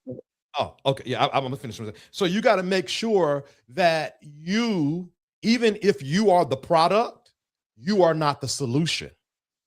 And that way people don't be blinded by you. And then the second thing I'm going to let you go, I was in Midtown, and you're right. Our mutual friend, matter of fact, y'all stay right beside each other. It took the grace of God for me to get down there because it's like traffic and da-da-da-da. And so the people that probably could have really supported and carried Black Wall Street was probably in Midtown, or probably in that area where you could Uber for about $20. Because I know a lot of people in Atlanta didn't have cars because Atlanta is truly becoming a walkable city. And so I'm gonna have to pay $50 to go to Black Wall Street when I can just go to First Friday High Museum and for $12 on Uber. And so all of that matters when you're creating a product. Go ahead, Avery. And to your example, you got to think about where the Black wealth was sitting at in the city of Atlanta. The South Side of Atlanta is a wealthy side of the town. These are Yeah. the Black entrepreneurs. This is where Right. our Like mayors old live money. at, former Mhm. mayors. And not saying Stonecrest does not have it, but the Right. one thing you said earlier, too many times we become the business and not Mhm. the brand. Yeah. Yeah. And I'm going to take it back to another point of view. I used to work in a nonprofit, and my boss said this to me, and it stuck with me. So many times, our agencies, our Black nonprofits, they build on the reputation of the owner. When the Mhm. owner leaves, the company Mhm. nonprofit falls apart. But if Coca-Cola owner leaves, the company still goes on. The processes and Correct. things have been put in place. And so Yeah. as Black entrepreneurs, we have to rethink sometimes. Yes, Yeah. you are the brand, Yeah. but I got to think about how do I grow this business? Because to be honest, with Black Wall Street, I kind of forgot that it was even there. I Right. remember it Right. kind of hoopla, but we cannot stop marketing. And we got to really say, you got to run in two lanes, build your Right. brand. But I hate to say this, as we grow in our success, sometimes our own community can hate on us. Oh, he thinks he's all that. Oh, he wrote this little book. Or I had Mhm. someone make a comment. Oh, did AI write their book? It's like instead of Mhm. just saying, "Hey, good job, Yeah. congratulations," and different things of that nature. And so Right. we have to learn how to feed into that, anticipate some things, and say, "Okay, Mhm. this is about the business, not about heal. It's about how do I grow safe space." So Yeah. is Yeah. it really about he on his platform, or Yeah. am I really providing you a safe space, although you're the engine behind it? And so Yeah. I think that's one of the reasons. Personally, I have not talked to that man and really analyzed it, but just Jay some of the Morrison. reasons why it probably did not fail. Right. Right. Right. Yeah. It's Jay Morrison. His name came to my mind. It's Jay Morrison, right? That's the guy's name I in can't Atlanta. remember his name either. Yeah. I can't remember, but I know that face though. I know that face. I like this comment, mindfulness of scalability, because I want to pivot because I know my audience, Avery, this is where a lot of churches fail. And it burns me so much because the churches get centered around the pastor, which stunts that local assembly because nothing can be done without pastor. I would go to leadership, be like, hey, I want to do A, B, C, D. Okay, I gotta go talk to pastor. Even though I gotta go talk to pastor. And so now you stunt the creativity of your team, and it's gonna be hard to scale. And then what I would see that pastor doing is fussing. Y'all are not working and we're not growing. And well, the people don't have the room to grow because everything stops and start with you. And so I want to talk to pastors, parents, everybody. Your organization, your family should not start and stop with you. Now, I want to say this really quick because I don't want to mislead anybody. In the beginning, it is because you're literally creating from your heart, from your passion, from that thing that was put in you. So when you first start, it's really going to be all about you. Even if you do check all the dots and cross all the T's, you're going to be operating off of that.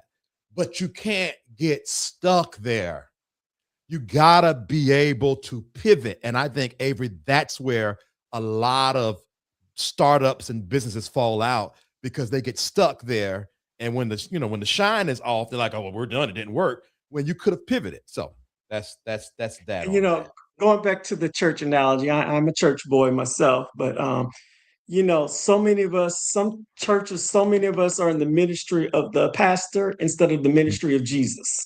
Yeah. And Yeah. that's what a lot of us are feeling. Yeah. We don't know how to minister outside these walls. And when I say Right. this book can apply to churches and evangelism, different things, Mhm. because the audience of 20 years ago is totally different for churches. I'm going to use Absolutely. Jamal Bryant. This was a Yeah. controversial statement he said a few years ago in the media. I understood it. He talked about, most of you might have heard him saying, hey, maybe we need to consider a weed farm. And, the Yeah. church Yeah. community went up in arms. I Yeah. remember that. And I was like, wait Right. a minute, let me sit back and think what he's really saying before I'm like, thus saith the Lord. I'm like, you know Right. what? It made If you sense. grew weed, sold the weed, and legal, what kind of men would you be bringing and hearing the truth? And my Mhm. mother would always say, you plant the seed and let God do the ministry and different things. But Mhm. sometimes, again, churches, we try to come in as that hero complex again. There it goes Right. again. It's like, I got Right. to save your soul, but we're not Yeah. providing the nourishment so they can get full on their own. And that's a Absolutely. personal sense. But Absolutely. Before we keep on going, I want to do this. If you want to purchase Avery's book, I wish I'm so out of order. It's somewhere around here. Y'all pray for me. I took my medicine late today. But if you want to purchase Avery's book, there is the QR code as well. There is a link in the video description. Okay. So if you're watching this on your TV or on your computer, go ahead and scan that code. It's going to take you to Amazon and support this. When you buy this book, you are directly supporting this a Black entrepreneur and founder was it Corrective Strategies, right? Correct Strategies. Correct strategies. Correct And just let strategies. me add, if you're not a fan of Amazon, some will not purchase from Amazon. The book can be purchased online at Walmart or Barnes and Noble, and there's some other small platforms, but I don't know much about some of those small platforms. Yeah. But these are the major platforms if you choose not to do Amazon. Amazon is the preferred, but we do have options: hardback, Absolutely. Kindle, and paperback. Absolutely. So scan that. If you cannot scan, the links are in the video description as well. If you want a consultation, this is Avery McDougle's full-time job. He started a company where he consults. He's done some pretty big marketing projects too. I know that personally. So if you want a consultation with him, click the link to his LinkedIn and reach out to him. As well, if I'm correct, his email address is in the video description. If it's not, we will put it in there before the end of this show. So you can reach out to him and then let him know that you found him from Safe Space. All right. So he can treat you with that good old Southern Atlanta hospitality. All right. Let him know you found him from Safe Space. Let's keep on going. Something that I think is interesting, Avery. We talked about the church, but I don't want to just leave it at the church. How can I, as a person, keep my business relevant? Here we go. You keep the business relevant by keeping your ear to the needs of the people that's servicing or connected to you. So, because 2 years ago, the solution or the need of your base was this, don't mean it's that now. And so I think a lot of times, Avery, that's why it seems like spiritual spaces are so far beyond the power curve, because it's like we got our ears to the heart of Jesus and not the heart of the people following Jesus. And so we don't know how to properly serve. And so what I want to encourage you is that if you are running a business, you must check in with your base at least. What do you say? How often should you check in with your base, Avery? I'm for like 2 to 3 times a year. Some people say once a year, but that Yeah. twice. You want that base connection to feel connected. You don't want it to feel like, here's the politician, they want something, let's do it again. But Yeah. here's something I can add in checking in the base. As a leader, it does not just have to be you. I really prefer, if I grow lieutenants in a sense, put them out in the field and let them Yeah. know, because you'll get honest answers. I'm an HOA president of my community. Some people don't even know I'm an HOA president of the Right. community, but that was by design. I don't put my face on it, so I can walk the neighborhood, talk, and find out the issue before they even realize. And I was like, oh, the HOA president. Someone's like, oh, you're the guy. I was like, no, it's my management company. But it's so very important to build your thought thinking, your business on some of your lieutenants, because they can help get you farther than you can as the business owner or the strategist. But at least twice a year at the minimum. One can be very minimal, and one touch point can be much more detailed. Right. Two things, because I'm gonna say this, and then let's segue into brand advocates, which is extremely important. One of the things I did, and I probably should say this more to my greater audience, is I have a team of 9, 10, 11, 12, something like that, of Black women that have supported this platform. And I literally will say, all right, talk to me, what y'all got? And so, believe it or not, the pre-interview where I'm commenting anything, that came from them. They said, okay, why don't you, if you want to start doing pre-interviews, be in the comments and talking to keep that community effect. And so they also said that I need to start going live in the YouTube private community, and I'm coming, guys. The reason why I do that, oh, let me say this. I'm going too fast. And the reason why I have been comfortable taking my break is because that base said to me, take your time. Whenever you're ready, we'll be here to support you. And so I just wasn't willy-nilly freeing like, oh, I'll get back when I get back. My Black woman advisory team said, take your time, and when you're ready, come back and we're going to support you. So I'm saying that so that you can know this isn't just talk. You really got to keep your ear on the ground to your strong base. Now, something I want to expose the audience to is this term brand advocate, and how that is one of the most, if not the most effective tool with getting your product, business, solution, platform content out there. Can you talk about that, Avery? And what role do you want me to kind of talk about that? I'm listening and looking at you. As you can say, brand advocacy is very important, but it's always tough. Like, how do we define brand advocacy? Okay, in context to the person that has their problem solved, and you've serviced them so well that they don't mind sharing with other people what your product. Perfect. It's all about touch points. You talked about it earlier with your community waiting. Some brands do it too much. I don't know if you guys agree with me. Like, if I see another ad for XYZ, if Safe Space is again, like he's putting out content as quick as I can put my drawers on, excuse the colloquium, you start to tune out. But even with your brand advocates, really seek ones that could be authentic, and you could feed your brand advocates information. For instance, if I have a friend of Safe Space, a friend of whatever your business, every now and then make it easy for them. Get a touch point. I love this because such XYZ Safe Space did this for me, because we're busy as brand advocates. We love the product, but we don't know what to say. And so as you start developing relationships, don't let your brand advocate relationship be transactional.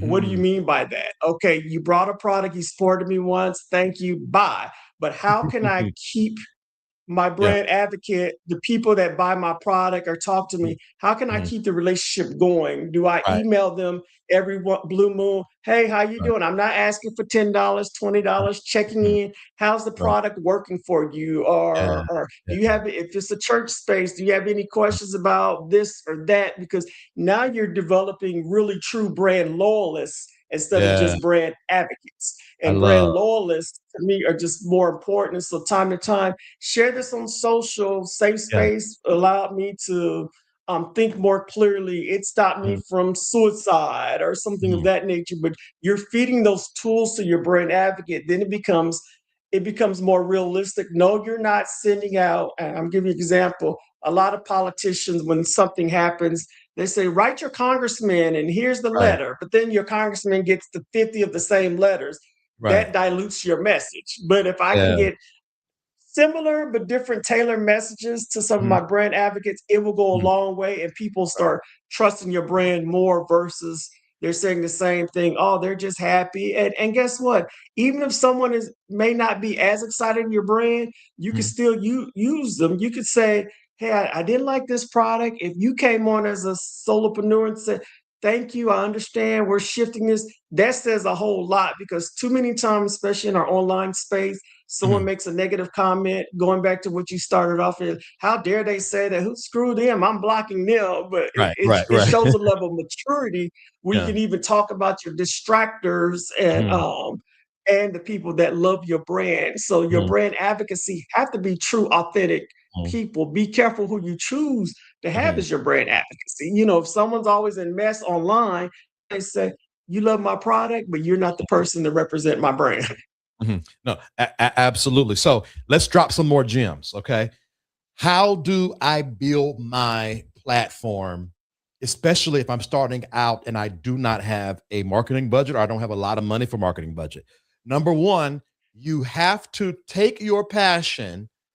All right, here we go. Take your passion and create a solution by way of your passion and your purpose. So I'm purposed to do this and I'm passionate about it. Then, hooray, you and everybody else, life goes on. So then number one, that's that. Number two, now what kind of problem can I solve with my passion? Because that's what I'm purposed to do.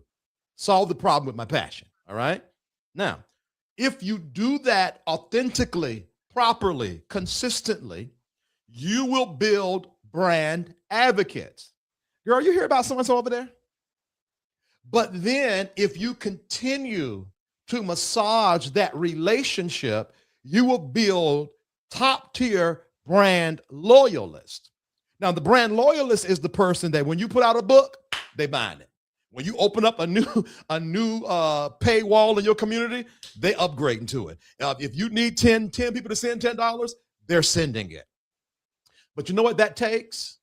That takes humility or extreme narcissism. And that's what I mean by that. You gotta, let's use our words, minister to people. You gotta see the people as valuable. But if you're just trying to find ponds to collect your numbers, you're not going to solve as much problems as you should. So this is a surefire way to build your platform person by person. But I only have 2 people that come watch me live. You better lick them 2 people up one side down the other. Give them your personal cell phone number. Oh, go ahead. Add to that, we can't compare ourselves to other people's success. And I'm going to share personal as I built my brand. And I wrote a post and a gentleman hit me up and said, I've been watching your platform. I've been watching you. I've never commented on it, but keep going and keep pushing and different things. And I was like, wow, you never know the seed you're planting, even though, I might not have the 100 followers, but for that one person to say, I'm watching your journey. And so that told me like, hey, as long as I'm being consistent, as you say, being true to myself, my story, and we all have those moments. You had that moments like, no, I'm ready to give this up. This is not working for me. But just that reminder, that seed is saying, I'm touching people without knowing I'm being touched. And so I can't compare myself to the big business girls of the market because, hey, they had to start somewhere. I can't compare myself to Joel Osteen, but I can compare myself to Avery McDougle and how Avery will succeed, and success is not measured in numbers. I love, man, I tell you what, there's a new, I'm a newfound lover of quartet music. Okay. I'm late to the game. And so there's this young group called DJ Allen and Righteous. I don't know. It's just something about them young boys. They sing, what's that song? I can't forget. I forget the song now. And I was sitting there early this morning, 4 or 5 a.m., looking at them on YouTube. And I said to myself, I wonder how many me's are watching me and I don't know it. Because here I am, I'm not even in their market. I don't go to church. I don't serve their God, but I love their music. And I said to myself, I wonder how many me's are watching me, and I will never know they're watching me. And so you can, oh my God, do not hate on where you're at. Somebody is eating off your table and you don't even know it. And don't do that. Honor where you're at. Now, yes, Walt, you're right. Lick the people. And you can.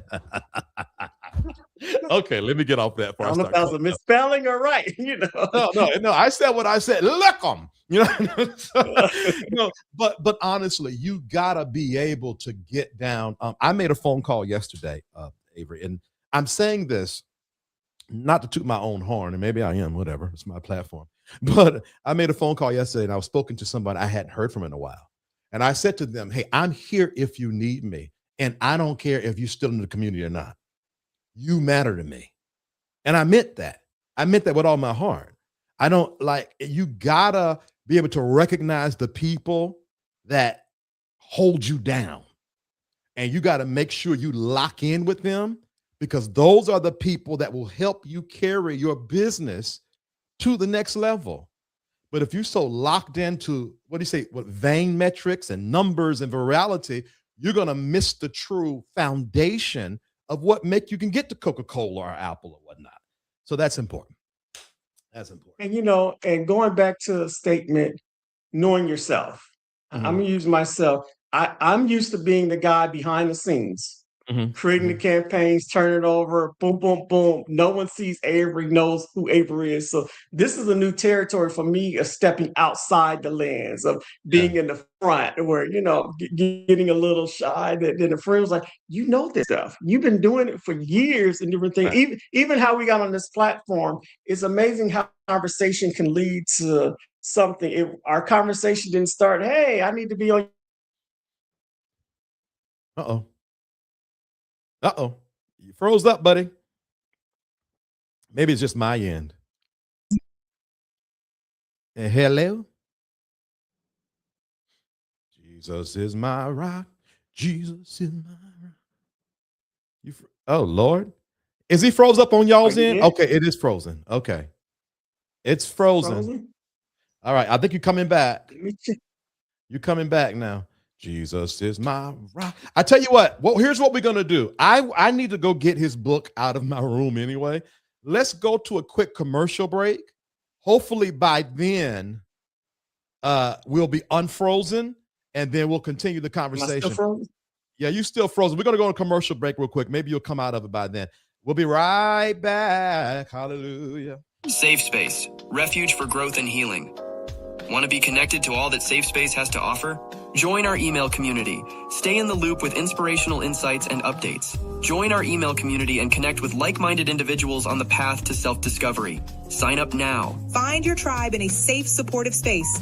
Join the Safe Space private community and connect with others who get it. We're waiting for you. Stay connected wherever you are with lives and video drops. Text VTerrillHill to 833-458-3658 for instant updates and powerful insights. Join the text community now. Curious about what's next? Book an intuitive tarot reading with VTerrillHill and get the clarity you need. Your future awaits. Heal from within and transform your life. Schedule a soul healing consultation and take the first step towards wholeness. Start your journey today. Click the Linktree link inside of the description box connected to this video for all of what the Safe Space universe has to offer.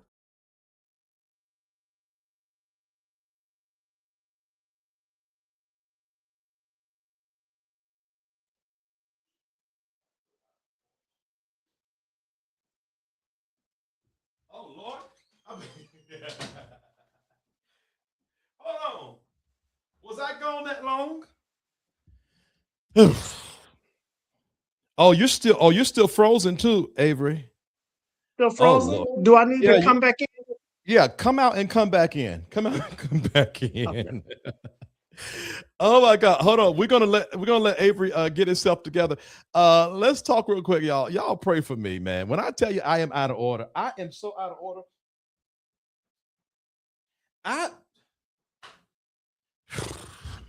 I can't find the goddamn book. Anyway, we're gonna let Avery come back. Hey, how y'all been doing nonetheless? If you're enjoying this conversation, drop 3 green hearts in the comments while we wait on Avery to come back. And I y'all pray for my mind, bro. Pray for my mind. I'm gonna come live tonight in the private community. I gotta take a nap. Tonight, I'm coming live in the private community, the 299 community, so we can have a family chat and whatnot. Okay, good. All right, good. Hey, Fran Drew, how you doing? Now, while we're waiting on Avery to come back, I do want to say this, y'all. Here is the QR code to purchase his book, Stop Marketing Like Your Audience is White.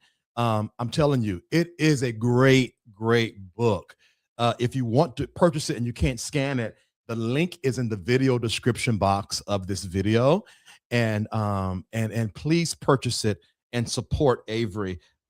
He is a Black American business owner. And he is not just a rando. He has been in the marketing space for 18 years, and he has campaigns all over America.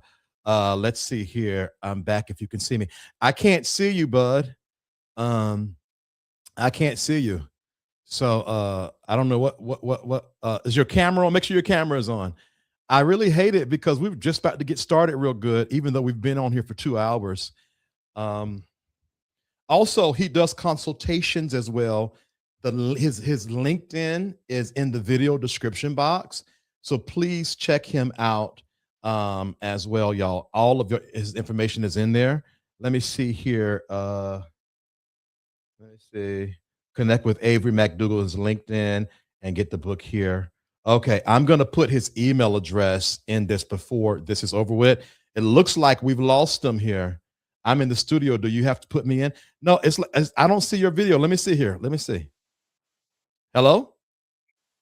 Yeah, can you hear me? Yeah, well, we can't see you though. Can't see. We can't see. We can hear you, but we can't see you. Hey, Mariah, how you doing? Jesus is my rock. Jesus is my rock. Y'all, I love that song. Talk about it, DJ. Oh my God. All right, Avery, I tell you what. Can you still hear me? I can hear you fine. I can see you all right. too. Okay, good. Because yeah, we can't see you, but that's okay. I tell you what, go ahead and give us some final words, man, and let us know how we can reach you and whatnot. And I really want to, I said this, y'all, and I really want to do this. I really want Avery to condense all that he know into a mini series, and then have something inside of the private community so he can chat. Because Avery, I only know him personally, but he has been a wealth of knowledge. So Avery, give us some last words, brother.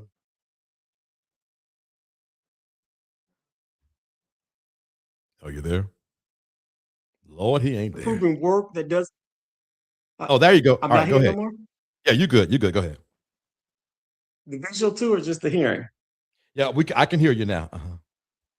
Okay. So, like I said, representation is not just being in the room. It's about what happens when we're in the room. So if we're still approving work that doesn't reflect our communities, that's where we're part of the breakdown too. So we can be a part of the breakdown. In this book, I also developed a discussion guide that you can use. I developed a worksheet. So if you are a business owner, if you're a ministry, you can go to the worksheet and say, am I doing this? Have we thought about this? So it gives you a step-by-step guide. This book is just not for you to give you knowledge. This book is to move you to action. We have a section that says, do the damn work. So the book is teaching you how to do the work.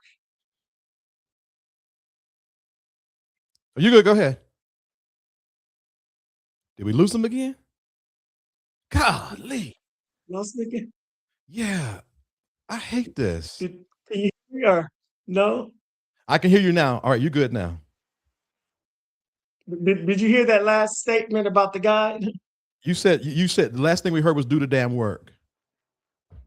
Okay, well, with the do the damn work, I said it's a guide. So if you're not a marketer, if you understand marketing, you have the tools that you can say, hey, am I doing this for my program, my business? What do I need to do to move forward? So this gives you those steps. So it's not a book for you just to read to get the knowledge. It's a book to give you tools that you can move your business, whatever it may be. In business, it could be a ministry, it could be something individual in your life that you're trying to get your thought leadership out, Brad. You will get those steps to help you move forward. And it doesn't cost you anything to get. Lord, he gone again. The devil's so busy. Avery, you can't be so wordy, brother, because you're going out. Yeah. Okay, here's the end. Buy the book. That's it. Simple. Hey, thank you, man. I appreciate you. And we're going to have you back again, man. For sure, for sure.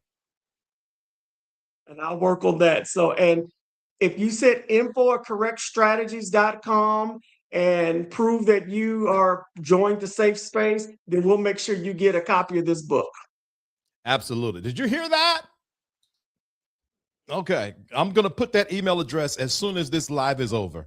All right. Celeste says, thank you, Avery. All right. Welcome, thank you. Celeste. All right. All right. Thank you so much. I'm going to holler at you once we get off this live, brother. He's gone now. Y'all, okay. Walt says this was dope, Avery. Wasn't it dope, y'all? I really enjoyed this. Let me ask y'all a question real quick before we go, because we're about to get out of here. It's been 2 hours and 10 minutes. Jesus Christ. Should I do a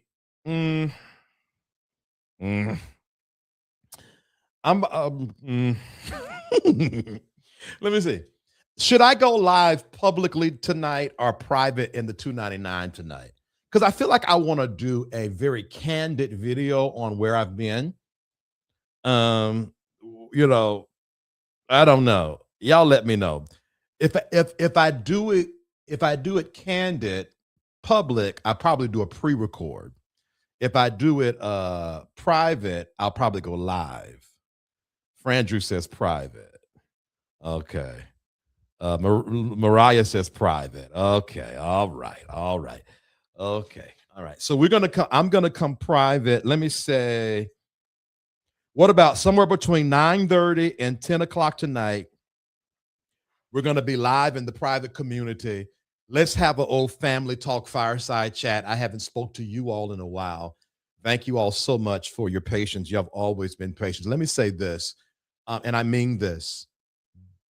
Dance to the beat of your own drum and let everybody else figure out the rest. And I mean that. It is important that you maintain your own rhythm. Everyone has a rhythm and you must maintain it. One of the beautiful things about melody, 3-part melody, 4-part, whatever, right, is that it's different note, but same key, right? And so you might be in one note and I might be in another note, but as long as we are in the same key, it makes a beautiful sound. And so do not compare or contrast. Do not size you up to anyone but you, and you will be successful, point blank, period. Thank you so much for rocking with me. If you want to be notified when I come live, I ain't did this in so long. If you want to be notified when I come live, text VTerrillHill to 833-458-3658. Text VTerrillHill to 833-458-3658. If you enjoyed this platform today, if I can get 8 of you to send $10, it'll help us reach our goal. The Cash App is SafeSpaceVTH. The PayPal and Zelle is info@VTerrillHill.com, and the Venmo is @VTerrillHill. P.O. Box 221, Wissett, North Carolina 27377 is the P.O. Box. If you want to be a part of the live tonight between 9:30 and 10 o'clock, join the private community for $2.99. There's a join button if you're on YouTube, desktop, or laptop. Other than that, click the Linktree link in the video description box of the video you're watching now. I do have a spirituality and consciousness community called Sacred Space. Sacred Space. Thank you so much for sending that $10. If I can get 7 of you, we'll reach our goal. Sacred Space, and you can get there by going to www.joinsafespace.com. When I am not live on YouTube, I hardly ever miss a live in Sacred Space. So those that are a part of Sacred Space have been seeing me twice a week since 2026 came in. literally. So so just so you know, I do not go missing over there, but I am coming back on this side. Okay, I answer all emails, though slow. I do answer them. info@VTerrillHill.com. Okay, thank you so much. I can get 6 of you now, and we would have reached our goals. Man, I missed this. Hold on a second. This feels good. It's been so long. Do me a favor, like, share, subscribe, and comment. We are going places, and I appreciate you guys. Okay, I appreciate you guys a lot. Is that all my little thinky things? I think that's it. I am. Let me see. Thank you for supporting, AMAC. Thank you for supporting. Yes, more of this. Yes, ma'am, Miss Mariah LaRue. Yes, ma'am. No worries. We coming on around the bend. I want to say this for those of you guys that I started a 6-month program with individuals about 7 months ago. And I chose specific people to do one-on-one mentorship with because I wanted to see if it would work. And I cannot tell you how effective it has been. That has led me to broaden the door and open up. And I am going to be starting a mentorship program in the very, very near future, probably more than in June. Okay. And more information coming out about that soon. And what that's going to look like is it's going to be a group session once a week that's solely for us, and then a discussion board that we can talk with each other throughout the week, and then 1 hour session with me a month, one-on-one.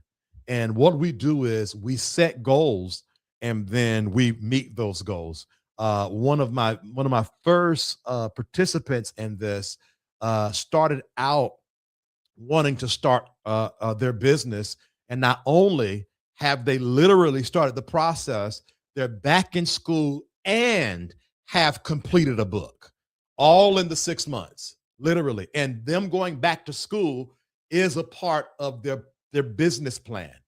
And so I'm telling you, you have no idea the power that we can create when we sit one-on-one. I am gifted to help people become the best version of themselves. And so keep an eye out. If you want to know what's going on, just keep an eye out. You can text the VTerrillHill to 833-458-3658. As well, I am about to start up. Okay, we're about to get going again, guys. Like, for real. We're literally about to get going again, all right? So I'm about to start up my email community. If you want to keep all things with VTerrillHill, then join my email community. It's absolutely free. I'm going to start putting out emails once, twice a week like used to. What we were before the great drop, we're going back to. So we're going back to, and I'm glad about that. So we are about to be a soul healing station that has a good time, do a little gossiping, but we're about to be a soul healing station over here in Safe Space Live and Safe Space TV. All right. If you feel displaced, if you feel like there is no one group for you to be in, this group is for you. We don't judge you. We're going to pick on you a little bit because that's what Black folks do. You know, you got to have a little tough skin, but nonetheless, welcome to Safe Space in advance. All right. Private community, $2.99 group. I will see y'all between 9:30 and 10 o'clock tonight. The rest of y'all, I'll see y'all when I see y'all. Y'all be all the way blessed. Bye. Hey, Basha.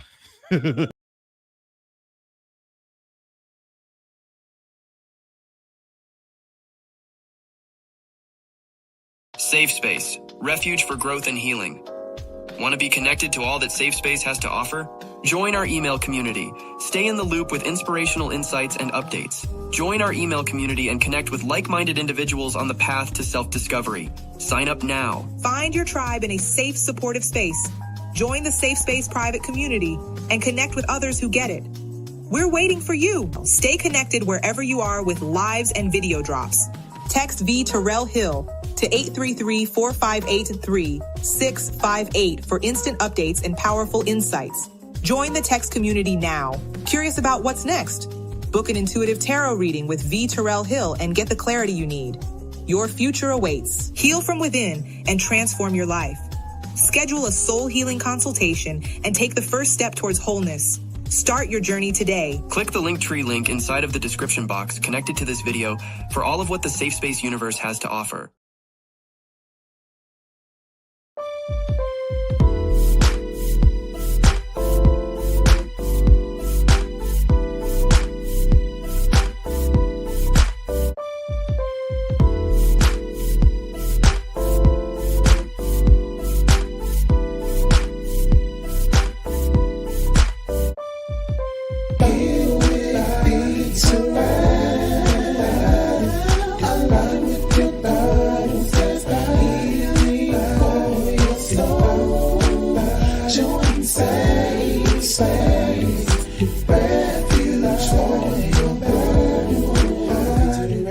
Say